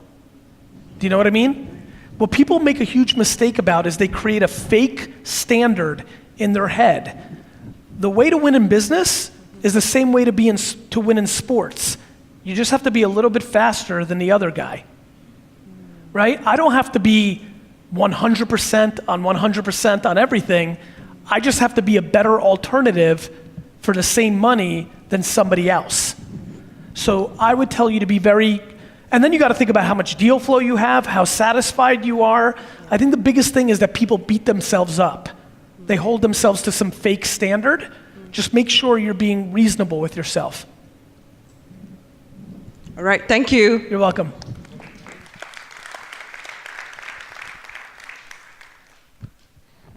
How's this work? Gary, how's it going? Super well. Awesome, thank you for being here. So, quick question for you. With our brand, we run luxury fitness gyms and beauty clinics, and we're fortunate enough to have a pretty big budget. Like our budget for digital marketing is about $100,000 a month, so it allows us to test a lot, right? Yes. My question for you is ultimately, like, we're trying to drive sales and revenue, right? How much of the 100,000 is being done on bottom of the funnel transactional membership versus brand? Are you ready? Yes. All of it. That's the problem. So. No, that's no. I agree with you too. That's where I'm going. So, I figured. We have about like a cost to revenue KPI of 10%, meaning if we spend 10 grand, we make 100 grand, which is reasonably efficient. My question is, we're in agreement, our company, that we have to spend more on top of the funnel, And we do have a lot of KOLs. We do have a PR network. We have celebrity ambassadors and stuff like that. Can I give you the answer to what you're looking for? Yes. Make the 80 cents on the dollar work like the last 100 cents on the dollar so that you have no risk on the 20 cents on the dollar to do the high risk, high reward activity that you need to take it to the next level. The answer always in this situation is taking a step back and scrutinizing your own ability to go on the real DR focused dollars to cut 20 cents off the top and make the 80 cents work like the prior dollar worked. And then you're basically in no risk, high reward zone, and then you cruise. So it's not mindlessly saying, okay, we're gonna take this brand work. It's about becoming way better at the thing that got you here to give you the air cover to take the risks that will get you to the next place. So what you're saying is for short-term loss on conversions and revenue, for long-term brand building and more top of the funnel then, right? No, what I'm saying is don't lose any short-term sales conversion, just get 20% better at that so that you have the 20% to play with. So reallocate the other 20% once we're able to grow for more top of the funnel. Correct. Take 20 cents on the dollar and spend $20,000 a month making a video that is your Dollar Shave Club that could then take your CAC on your DR stuff way down because you've built brand, but still make your 80 cents on the dollar convert at the 10x. Now it has to be 12x to make the old numbers work. Then there's no pressure from your CFO, your investors, or your CEO, because now you've bought yourself the freedom to take risks because you made the 80 cents act like the former dollar. Cool, thank you. One more question. Can I get a selfie with you? Yep. All right, here we go. And who am I giving this to? Whoever you decide to. Our account manager at Facebook. Brother. That was very inside baseball. Former account manager. Hey, man. Hey, Gary. I'm Vlad. Hey, Vlad. Thanks a lot for being in Singapore. It's awesome to have you here. My question is, so you've been spending quite a bit of time in Asia recently, Hong Kong, Singapore. Yes. So in your opinion, where does the next wave of media and tech innovation come from? Does it come from Asia? A lot of people say a lot about China. Does it come from the US still, somewhere else? Like, where do you see the world going in this respect? Can I ask you a question? Yeah. If whatever the answer is, what are you trying to, let me go a little bit hot. The answer is from everywhere. And I don't know, like, I'm fascinated by the stardom of entrepreneurship and what it means. For example, I'm fascinated with this dream I keep having that there's some 13-year-old girl in India right now that so looks up to Elon Musk that she's gonna do something so crazy. And I'm so pumped about that. That's so incredible, right? Anyway, the answer is everywhere. The places that it's conducive to happen is mainly America, mainly mainland China, a little bit of Europe, a little bit of Southeast Asia, a tiny bit of South America. So it's gonna be kind of a lot of the same players because of the financial impacts, the entrepreneurial branding within those ecosystems, the macro and microeconomic scenarios. There's a lot of different things that are happening. But I think the more interesting question for me is, why are you asking? Gotcha. So I guess for those of us who build our businesses, it's important to know where to focus on. Like, do you focus on the US market? Do you focus on the China market? Yes. For those of us who are employees and have careers, yes, like, where do you build your career towards US, towards China? So look, I think they're two very different, if we're talking about the two kind of superpowers, they're both very different and both very similar. They have a lot of things going for them, and they have plenty of shortcomings behind the scenes, right? And for America now, in front of the scenes, right? So I think the thing that you need to debate is what feels more natural to you as a human. What are you more comfortable with? Are you more comfortable with an aging superpower empire that is more purebred capitalist, but is at maybe somewhere between the third or fourth quarter of its empire years, or are you more interested in China, which is in the beginning of its empire run, but has your name's Vlad? It's very hard for guys named Gennady and Vlad to completely be super comfortable with any level of communism, even if it's disguised as capitalism, right? Yep. So you just have to make a decision for yourself as a human. My parents, I've never been back to the Soviet Union because there's such negative feelings for what went down there for my family that I don't feel, so I think China runs its country like most successful businesses.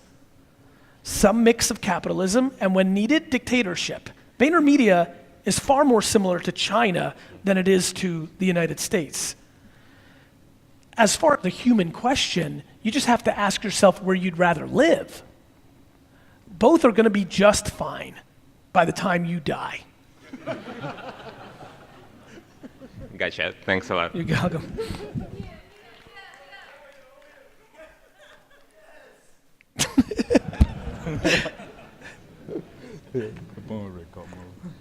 Hey, Gary. How are you? I'm good, thank you. I'm Harry. We're from Malaysia. We're actually an aesthetic company. Aesthetic? Aesthetic, like beauty clinic. Got it. Yeah. We've been running the business for 4 years. Okay. For the past 3 years, we've been using traditional marketing.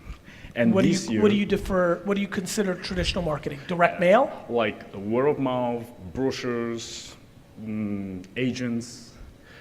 And this year we're starting to get into digital marketing. And what do you call digital? Digital. Social or Google or banner or programmatic or what? We're actually trying to go into Google, YouTube, SEO, and social media. Okay. At once. Okay. Right now, we're actually working on it with very shallow knowledge about it. And I have these questions for you. I would like to get some advice from you on how can we podcast our thing. Podcast, like any advice on the trends on podcasts. And so you want a podcast? Why? Like a video, But why do you want to do it? Well, we wanted to showcase to our consumer what you're doing. Yeah, what we're doing, and to make them understand better than what we've been trying to do back then. Okay, so the first thing is the way you've been doing marketing traditionally is far more sales oriented. Definitely. You've had an agent resell, you've done brochures, you're doing selling. Yes. A podcast is the furthest thing from selling that I know. It's over here. It's called branding. Sellers for 4 years or 3 years hate branding. You know why? It costs money up front and nothing good happens for the first year. So first and foremost, I want to make sure that you know what you're getting yourself into, which is if you start a podcast, it's going to take up a lot of time, it's going to cost some money, and very little is going to happen in the first year. So somewhere around 9 months after you start your podcast, you two are going to look at each other and say, Gary Vee is an asshole. As long as you know that, then I'm excited for you to do a podcast, because then over time, branding, if you do and execute a good podcast, will have very big effects. But before you jump into podcasts, since you've never even done digital marketing, I don't want you to go too far out and just do it because I said audio is good. I want you to be grounded in what you're doing and how. You're such a heavy sales organization that I want to make sure that you know what you're going into. Do I think the sales on digital can do better than your brochures? 100%. Do I think the agents are reselling, right, and referring? Yes. I would triple down on that because that's always a good sales engine, right? Yes, they get a piece of the pie, but they're basically a workforce, right? Yes. But I would get really good at Facebook conversion ads and very good at SEO and mainly SEM, to be honest, more than SEO. But before you begin to really be committed to podcasts. Now, if you've got the money to do all of it and you're okay with wasting money and time in year one on the podcast to have a little bit more opportunity in year two, then that's great. But you have to be smart and think about it from a practical standpoint, not an ideological standpoint. I have another question. Sure. Well, we're trying to figure out our budget into digital marketing, into as much as you can afford. As much as we can afford. Should we spend it equally in Google? You should spend 50% of it up front tasting everything and then double down on what's working.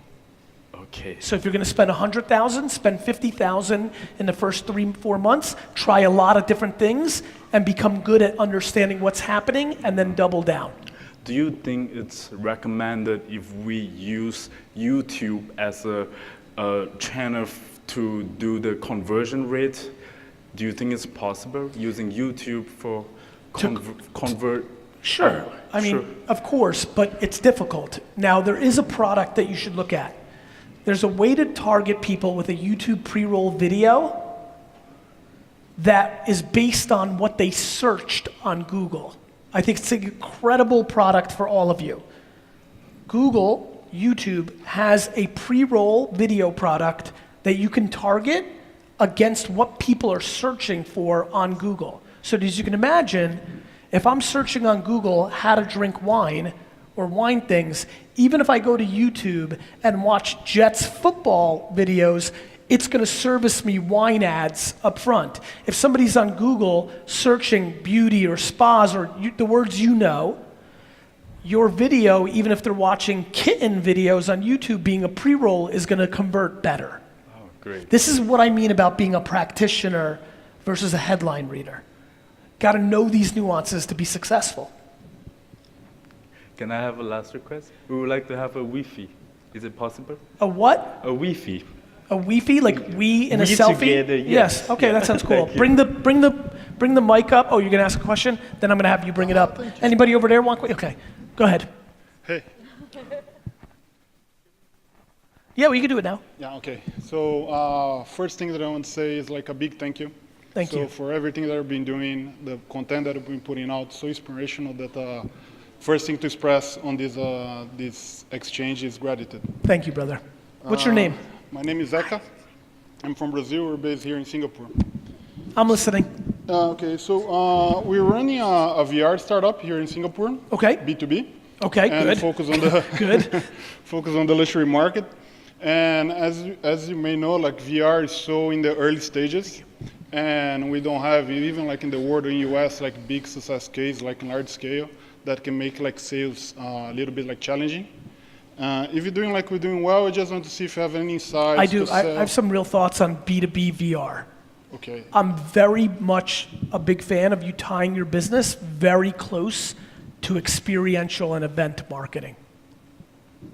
The place where you can find budget is when brands and businesses are activating in real life at big events where VR experiences are the draw for them to get people to come to their booth or their exposition or it is the only place that I think is really viable in a B2B environment for VR. So that's where we're going because like we're selling like boats, yachts. So the big like touch point is boat shows.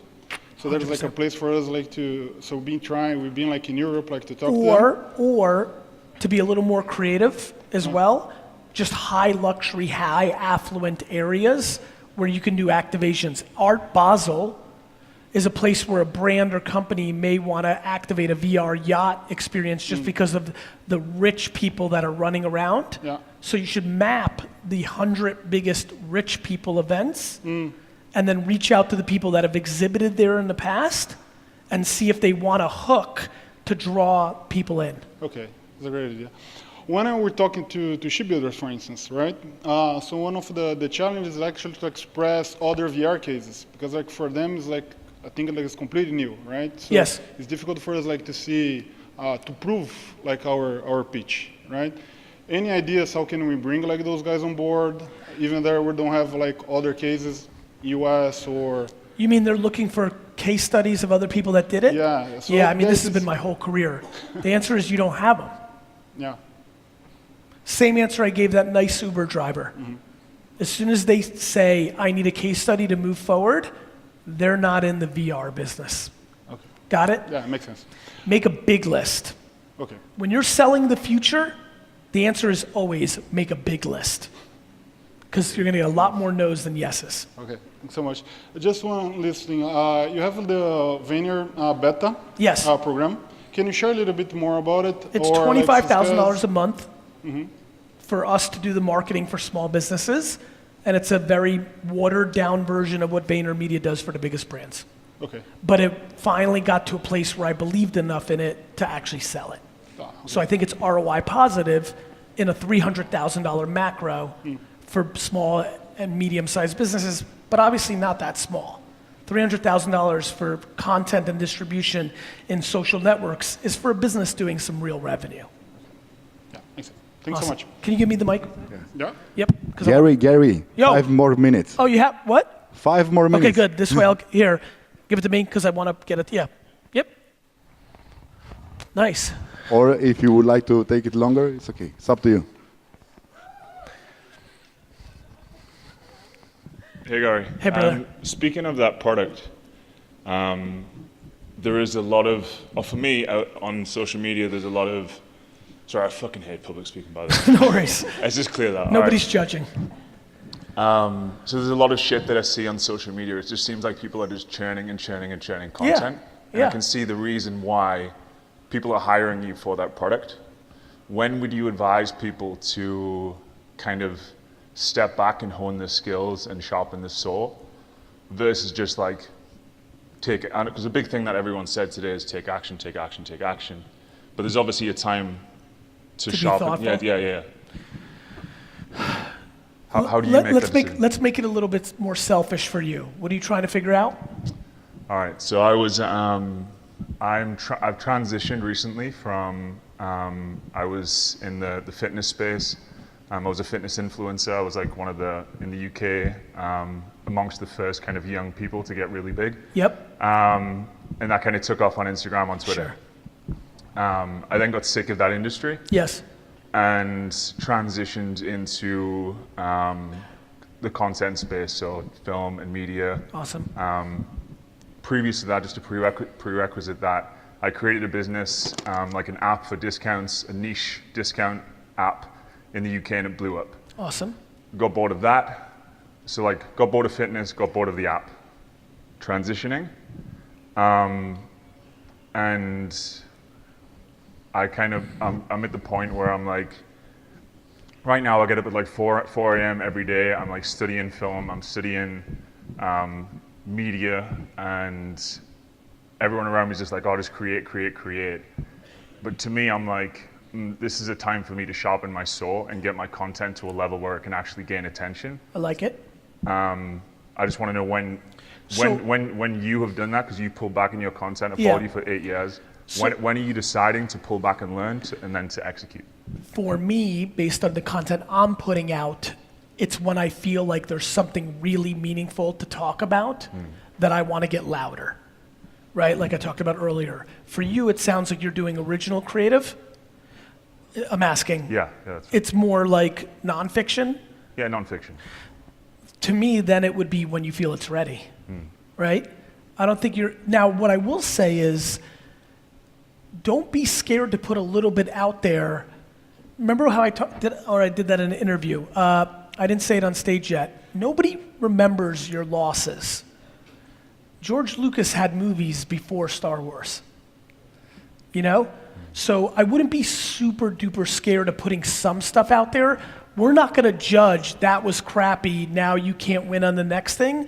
The other thing is you could be very thoughtful and put out little pieces of content that are parts of the story. Tim Ferriss sold 4 Hour Workweek because he used Google and tested 6 different titles, or 4, I don't remember the story, but he saw consumers' intent around that title and it really worked. I see a lot of the same happening in original content online.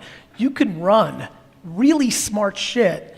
I would create a fake Facebook page, some other brand that's not gonna be your coming out party, put some content there, run $50 worth of ads against the demo you think you're reaching, and look at the qualitative and qualitative feedback, and it might give you some insight if the sword is sharp enough to take out of the shed. Nice. See what I mean? Yeah, no, I get it. I think there's a way for you to use it as offense instead of looking at it as detrimental. That makes sense. Because to your point, and it's using your own words, there's so much being put out now that people are forgetting. Like our attention span is so zero, there's very little damage you can do to the IP compared to the way it plays out in your head. I always tell my friends, nobody really gives a shit. You do because it's your baby. It's why I put out so much content. I think it's all good enough. And if it's not the greatest thing for the world, that's okay. I learned from it. I'm putting it out there, right? For me, I want to get it out there. But, I think you should use it as an offense. Nice. No, I appreciate that. Thanks. You got it. Hey, Gary. How are you? I'm good, thank you. Michael from Perth in Australia. 3 of us came out That's awesome, yesterday. thank you. Know it well. Grew up in the wine business, been there plenty of times. The Swan Valley down Margaret River. Beautiful, I know it well. Beautiful. This one's a little bit off topic. No worries. A little bit. Over the last year or so, I've been going down a bit of a philosophical road, thinking about life. It could be a midlife thing, I don't know. And I noticed that I think you're probably one of the great philosophers of our modern age, I think, away from branding, away from marketing. And I've loved your content with like Ryan Holiday and stuff like that. I'm wondering if at some stage you may write a book away from, as I said, the marketing and social media stuff, more about sort of your life lessons, like the famous 3 words, you're going to die, that sort of stuff. Yeah. Good. I'll buy it. I think yes, and I think you clearly kind of see what's going on. I think I'm writing a book called Perfectly Parented. It's a parenting book. So you are writing? I am writing that. Great. I think I'm doing some pretty hardcore philosophies and then blending it down into a little bit more tactical and subject matter. Yeah. I think I'm going to evolve, right? Like, I think even if you look at early Wine Library TV, I'm starting to throw life lessons into it's a wine show, and I was doing it. Right now I'm into this marketing thing, but my intuition is yes. Yeah, that's great, because I think like 500 years from now, whenever, I think you'll be remembered as a philosopher more than a marketer, I think. I think my ego's very happy with you right now. But ego is the enemy, remember? But I would tell you that it's how I think of myself much more. I think my stuff is very heady, philosophical. What saved me from being too heady is my love of execution. And I think I've forced myself lower down the funnel of my philosophies to make them tangible and useful. Yeah. But yeah, I think I have heavy themes in that world, which is why it feels native to you. And I do think that the people that, if you listen carefully to even today, people are getting a lot more value out of my structure of thinking than I gave you some tidbit. I love when people are like, Gary V, you suck. I love this. This is my favorite. Why don't you give us like an actual piece of advice? Enough of this hustle and go and la la la. And I always laugh. I'm like, dude, and I reply because I love it. I'm like, dude, Google it. Like, you can Google anything tangible. You want to learn how to use hashtags, you want to learn how to edit YouTube videos, you want to learn how to create Snapchat filters, you don't need a guru to sell you an $80 ebook. It's free. It's called google.com. To me, I think the stuff we talk about philosophical is imperative because it becomes your life's strategy, which then dictates your activities. Like, him not being impatient and going wide is disproportionately more valuable for his business than me telling him to use, red in a post on LinkedIn that will convert, 1% higher. That matters too, but nowhere close to the stuff we were talking about earlier. So I appreciate it. No worries. And I've got on my phone that you're going to die. It's a very hard one to explain to the kids sometimes that when they see it. It's powerful, right? Yeah. Oh, it is. Yeah. I don't know what everybody here is thinking. The reason that lovely lady in the back with the tech product, right? I'd rather her fail on her tech product than regret never doing it, because the regret is going to eat her alive. And that's why I think about you're going to die. Like, I don't know what you guys are thinking, but whatever the hell you want to do, I highly recommend you do it. Because if you spend time with old people like I do, you will figure out real fast, it is your biggest vulnerability. It will be the thing that kills you when you can't do anything about it. Regret is scary. It's as scary as it gets. Is it okay to get a Perth crew kind of selfie with the three of us and yourself? Sure. Cool. Thank you. One more, are we done? Or? Hi Gary. How are you? I'm fine. I'm Jack from TechCharge.asia. So we're actually very passionate on education. So I would like to get your view. How do you see we can evolve the education from now towards to the future? You got it. So one more time, the education is what one more time? How do we evolve the education? Which education? What kind of education? Higher education. Higher education. Yeah. So I think higher education is in a very vulnerable place, because I think most people in higher education don't understand that the only thing they're trading on is brand. Yep. And as we start seeing the biggest and best universities in the world start creating these products that are diluting their brand, right, which we're seeing a lot of now, Stanford and Harvard selling courses where people can say on LinkedIn they went there even though they took a course. I think the way higher education is going to evolve is the professors themselves are going to start getting huge leverage to go direct to consumer and start trading in that way. So I think, you know, if you have passion for the institution versus the actual education, the money-making entity known as a university, well, then I would change the business model very quickly, because it's got a real vulnerability over the next decade because of the decentralization of information, right? Yep. So I guess my question is your passion lie in the university itself being successful, or education itself being successful? It's actually the 100 years old education system. We want to make a change even we are small. Yeah. For what purpose? I just feel that the youth or the millennial, they just somehow need some guidance along the way to actually discover what they desire in life. And you feel that modern universities and institutions are good at that? No. Right. So do you think it has anything to do with the financial benefits of being a university? Because that's the question, right? I think we all agree that this notion that 4 years at university is becoming this amazing guiding light for millennials to find what they're passionate about has 100 years of being proven to not be true. Yes.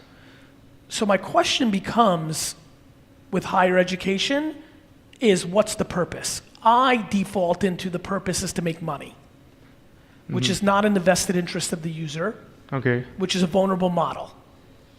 If your passion is to help young people find their passions, yes, I have a funny feeling your default wouldn't be into saving the institutions known as universities.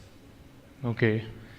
Now, that's the interesting debate, right? I feel that, unfortunately, universities have manifested into incredibly self-serving machines. Yeah. And they're so broken that I've gone so on the other side, and I can't speak to other parts of the world, but in America, they've become the worst thing on earth. Kids are getting unbelievable amounts of debt that they can't get out of and aren't being put in a position to recoup it within the first 20 years of them being out of it. Now, I know there's other rules in other places, so I know a lot of us are from different places, but if you're if you're telling me your passion is to help kids find their passions, I would use a blank piece of paper and reinvent a new model. I have a funny feeling that whatever you come up with is not going to be something that the traditional universities are going to like because it's going to break their financial system. Yes, exactly. So now the question is, do you want to find a new business model for a traditional institution because that's what you do for a living right now? Or do you want to go on a quest to reinvent the opportunity? Those are two very different things. Quest to reinvent. Good. So I'm an investor in a startup called Mission U, Okay. which is a different business model where they educate, right, and for free. Okay. But in return, the students give 15% of their salary the first 3 years of their career. Okay. I think what Adam's doing there is trying to rethink the way this is all played out. Yeah. But I still think it's self-serving interest, right? Produce people that, if you think about that model, produce people that will actually make money Yeah. so that I can get back my 15%. I question the whole thing. Now, I question the whole thing because I was a terrible student. I was super self-aware of who I was. I would tell you, if you really want to achieve your goal, you need to create a model that gets to 6 to 10-year-olds, and you start finding a way to teach self-awareness. Okay. If you can figure that out, you will achieve your goal. Okay.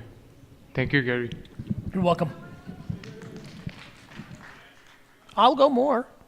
Okay. Okay. But maybe you notice all these guys Listen, want to you have run a the picture show. with I'll you. stand here until tomorrow and just leave, and then, No. but All these guys want to have a picture with you. Yeah, but if you're in charge, not me. I'm Okay. just- Do your job. So which one do you want me to do? Okay, good. Hello. Hi, Gary. Hi, Gary. Hi. Okay, in every businesses, there's the supply and the demand side. The most interesting thing that I've heard That's- somebody say in a long time, because you're 100% right, and Yes. it blows my mind that almost nobody talks about it. Okay, so here's my issue. I don't have any problem with the demand portion. Okay? Okay, the minute I go out there, I open my mouth, I'll get the business. You don't know how to fill the pipe. Yes, and I don't know how to duplicate myself. Because you can't. I can't. I don't know if you heard. Yes, I know that, but I really, really need to automate my business and duplicate myself so that I can go home and have a holiday. I understand. So what do There's you only do? two things holding you back. Your inability to operate or your ego. So we just have to dissect it with a couple questions. What do you sell? I'm in consulting. Great. Why haven't you hired more people to consult? I have. Good. But they're just not up to it. They're just not up to the level. Hold on. Up to whose level? Yours or the client's? The level that I set as the basis to benchmark as what I got offer as my service. So you, real quick, who's hiring these people? Me. Okay. So let's play this game together. All right. What's about to happen is you're about to get exposed to yourself, and then you'll be able to win. You're playing a very fun game of you've got a big fucking ego. I mean it. You've got to wrap your head around this. You're hiring. You've created an arbitrary benchmark that nobody's hitting because you have put yourself on a pedestal at the mercy and the detriment of building a bigger business because you want to self-fulfill that you're so much better.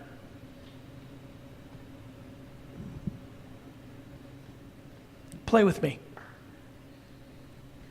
You can't, think about what you, go ahead. I'm not willing to lower my standards. So don't scale then. Be a one-woman shop.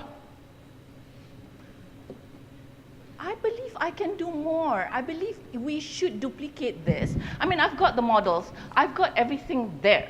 I've basically templated everything that I do. So all you need to do is take the template, follow the SOP, and let's go out, hit the market. How many employees have you had at the height? 12, And how many do you have now? 2. And was it customers firing or them? Me. You. And at one point, Yeah. early this year, everyone left. And I'm fine with that. Why? because they realized that it was the wrong place for them to be. And I realized that there's no point for me to keep anyone when they can't do the job. And I'm prepared to go there. Have you thought about the possibility of you being a great consultant, but a terrible boss? I'm asking. I have that reputation, I know. Okay. So thanks for answering. Look, I think I'm being serious with you. And the reason I went right at it, I want you to win. It's a game of ego. What people don't understand is that is the problem for all the reason I've been able to scale VaynerMedia. Many think that I have an ego. I play on confidence, which is what allows me to scale, because I don't hold everybody to an arbitrary metric that has no reality other than what's playing in my own head. To me, if you're the one firing or they're quitting because the work environment is exhausting because you keep pounding the drum of some fake Mendoza line of quality needed that you are the judge and jury of, and it's some interpretation of how you decide they follow the template, you're just scratching your own ego of how great you are at the detriment of your business. The reason I have 800 employees and high retention is I don't hold any of them to my standard because they don't need to be me to build an actual business. You need to decide if you want to build a one-woman shop or an actual business.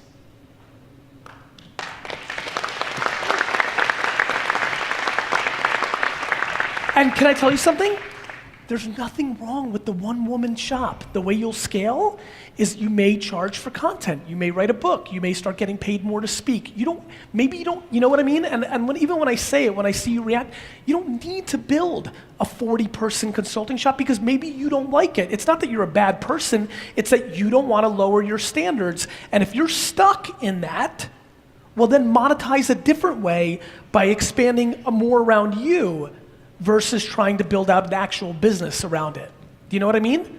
And that's okay. Doesn't make you a bad person. As a matter of fact, you'll probably be disproportionately more successful because you're being self-aware and enjoying being the one-person band and making your money that way. You don't have to build VaynerMedia. You don't have to build Bain & McKinsey. Be you and be your best self your way and enjoy it.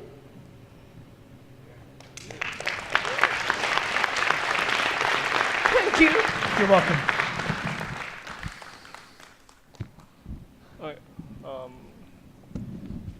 Bro, do you mind if you help me video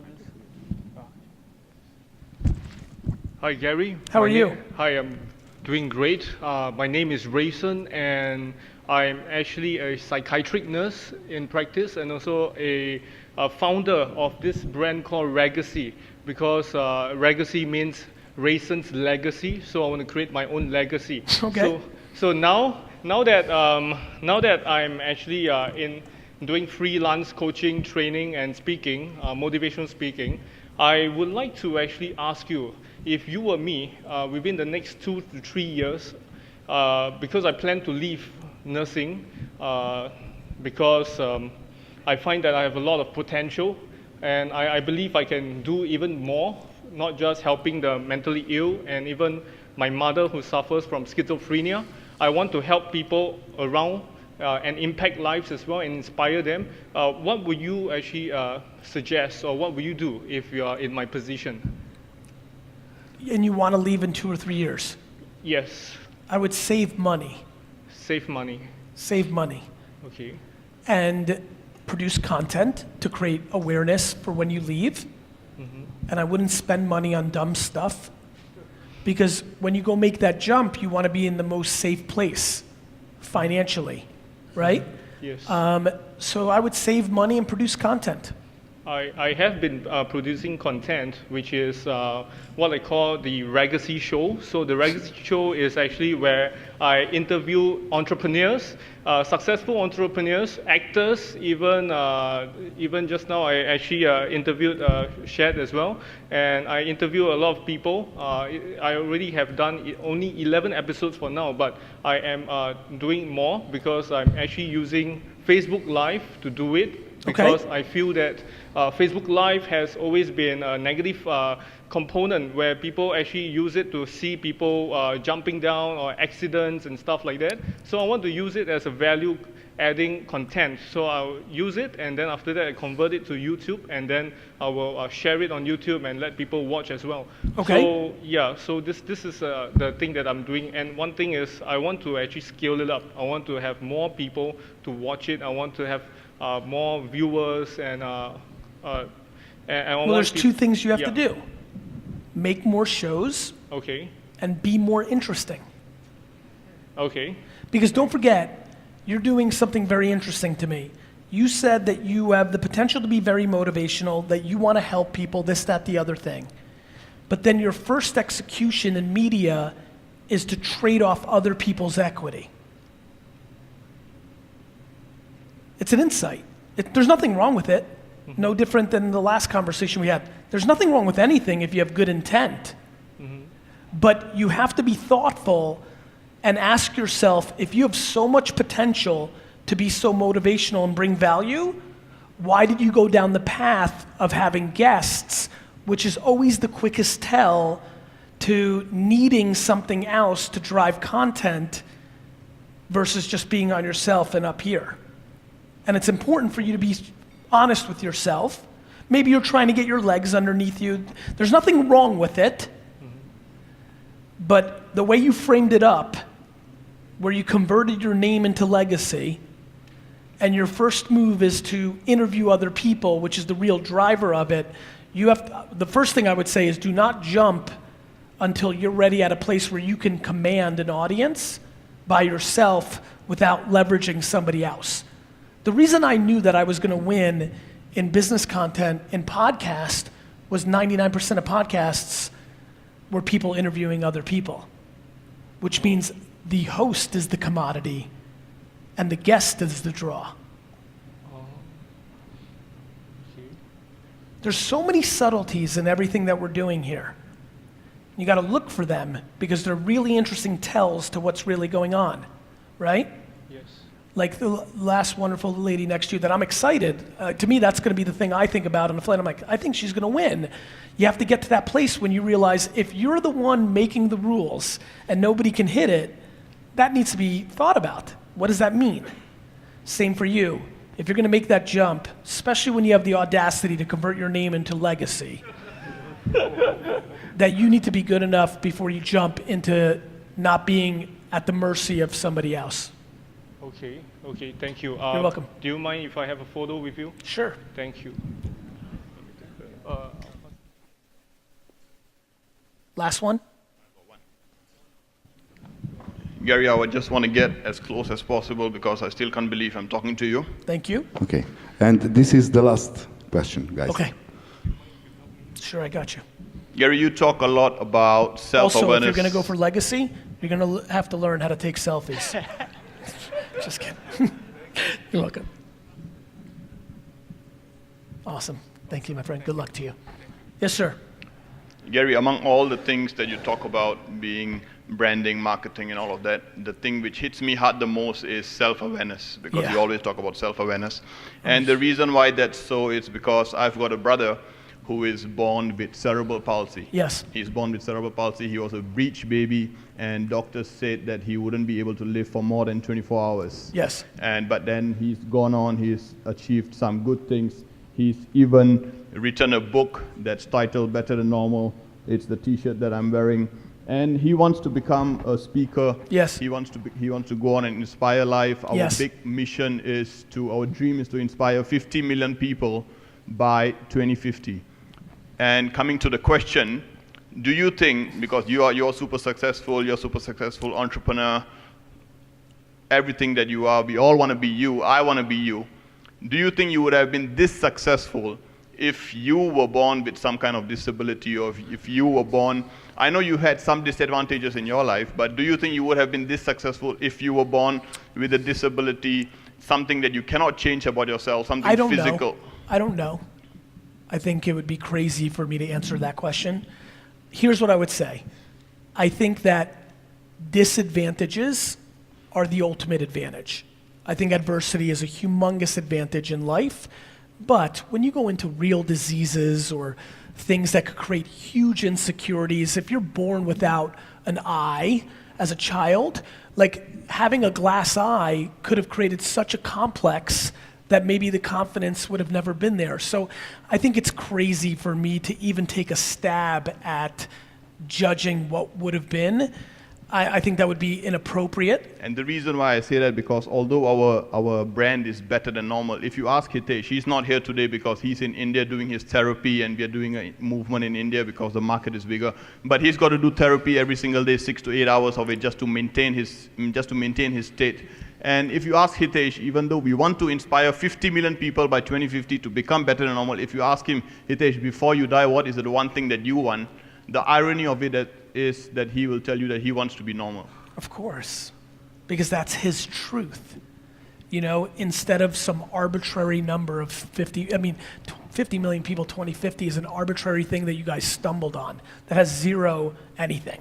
I think that, you know, to me, I've always thought about it as best way to get to 50 million is to focus at one at a time. The second I hear of 2050, 50, I'm like, finished, right? Like, so that makes sense. And I think, you know, it's super awesome to see the love you have for your brother. I think a couple things.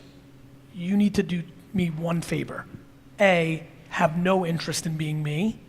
B, have no interest in wrapping yourself up in your brother's story, because you're just going to end up resentful. And you need to ironically, you started with self-awareness. You need to go inside yourself and really figure out what you're doing here. How much are you using this for your own want? How much are you doing this for him? Like, you need to get, the way you've structured all this could get real bad real fast. And so I want you to promise me to just be thoughtful, because a lot of times, it's the same way I see, like, I spend a lot of time in this dynamic. You need to be careful. My main purpose in my life, I feel, is I want him to be independent, physically, emotionally, mentally. That's what I really want, regardless of the brand, regardless of whether we make any money. I want him to be independent. If that's your number one, yeah, that's my number one. Then that has nothing to do with the way you're positioning everything that you're talking about. There's nothing you've said that even comes remotely to mapping to that truth. I want him to know that. I don't think he knows that that's my number one. So go tell him. I told him that a million times, but he somehow believes that it's not my responsibility for him to be independent. That would make sense. You need to be thoughtful. Promise me. Because this scenario turns out bad a lot. You end up with nothing. Not your brother, not the brand. Just be smart. And I know you don't read a lot of books, and you probably read only 4 books in your life, but I would just like to give this one to you, maybe for your kids, maybe sometime when you have. Sure. Thank you so much, Gary. You're welcome. Thank you very much, guys. Thank you, Gary. Put your hands together for Gary Vaynerchuk, ladies and gentlemen. Thank you. Cool. As Marcus Krasastik would say. Great character at VaynerMedia. Anyway, nonetheless, hope that went well for you, and would love your comment below of your favorite question from the keynote. Not your favorite thing that I said or the thing you learned, but your favorite question and why from this keynote. See ya.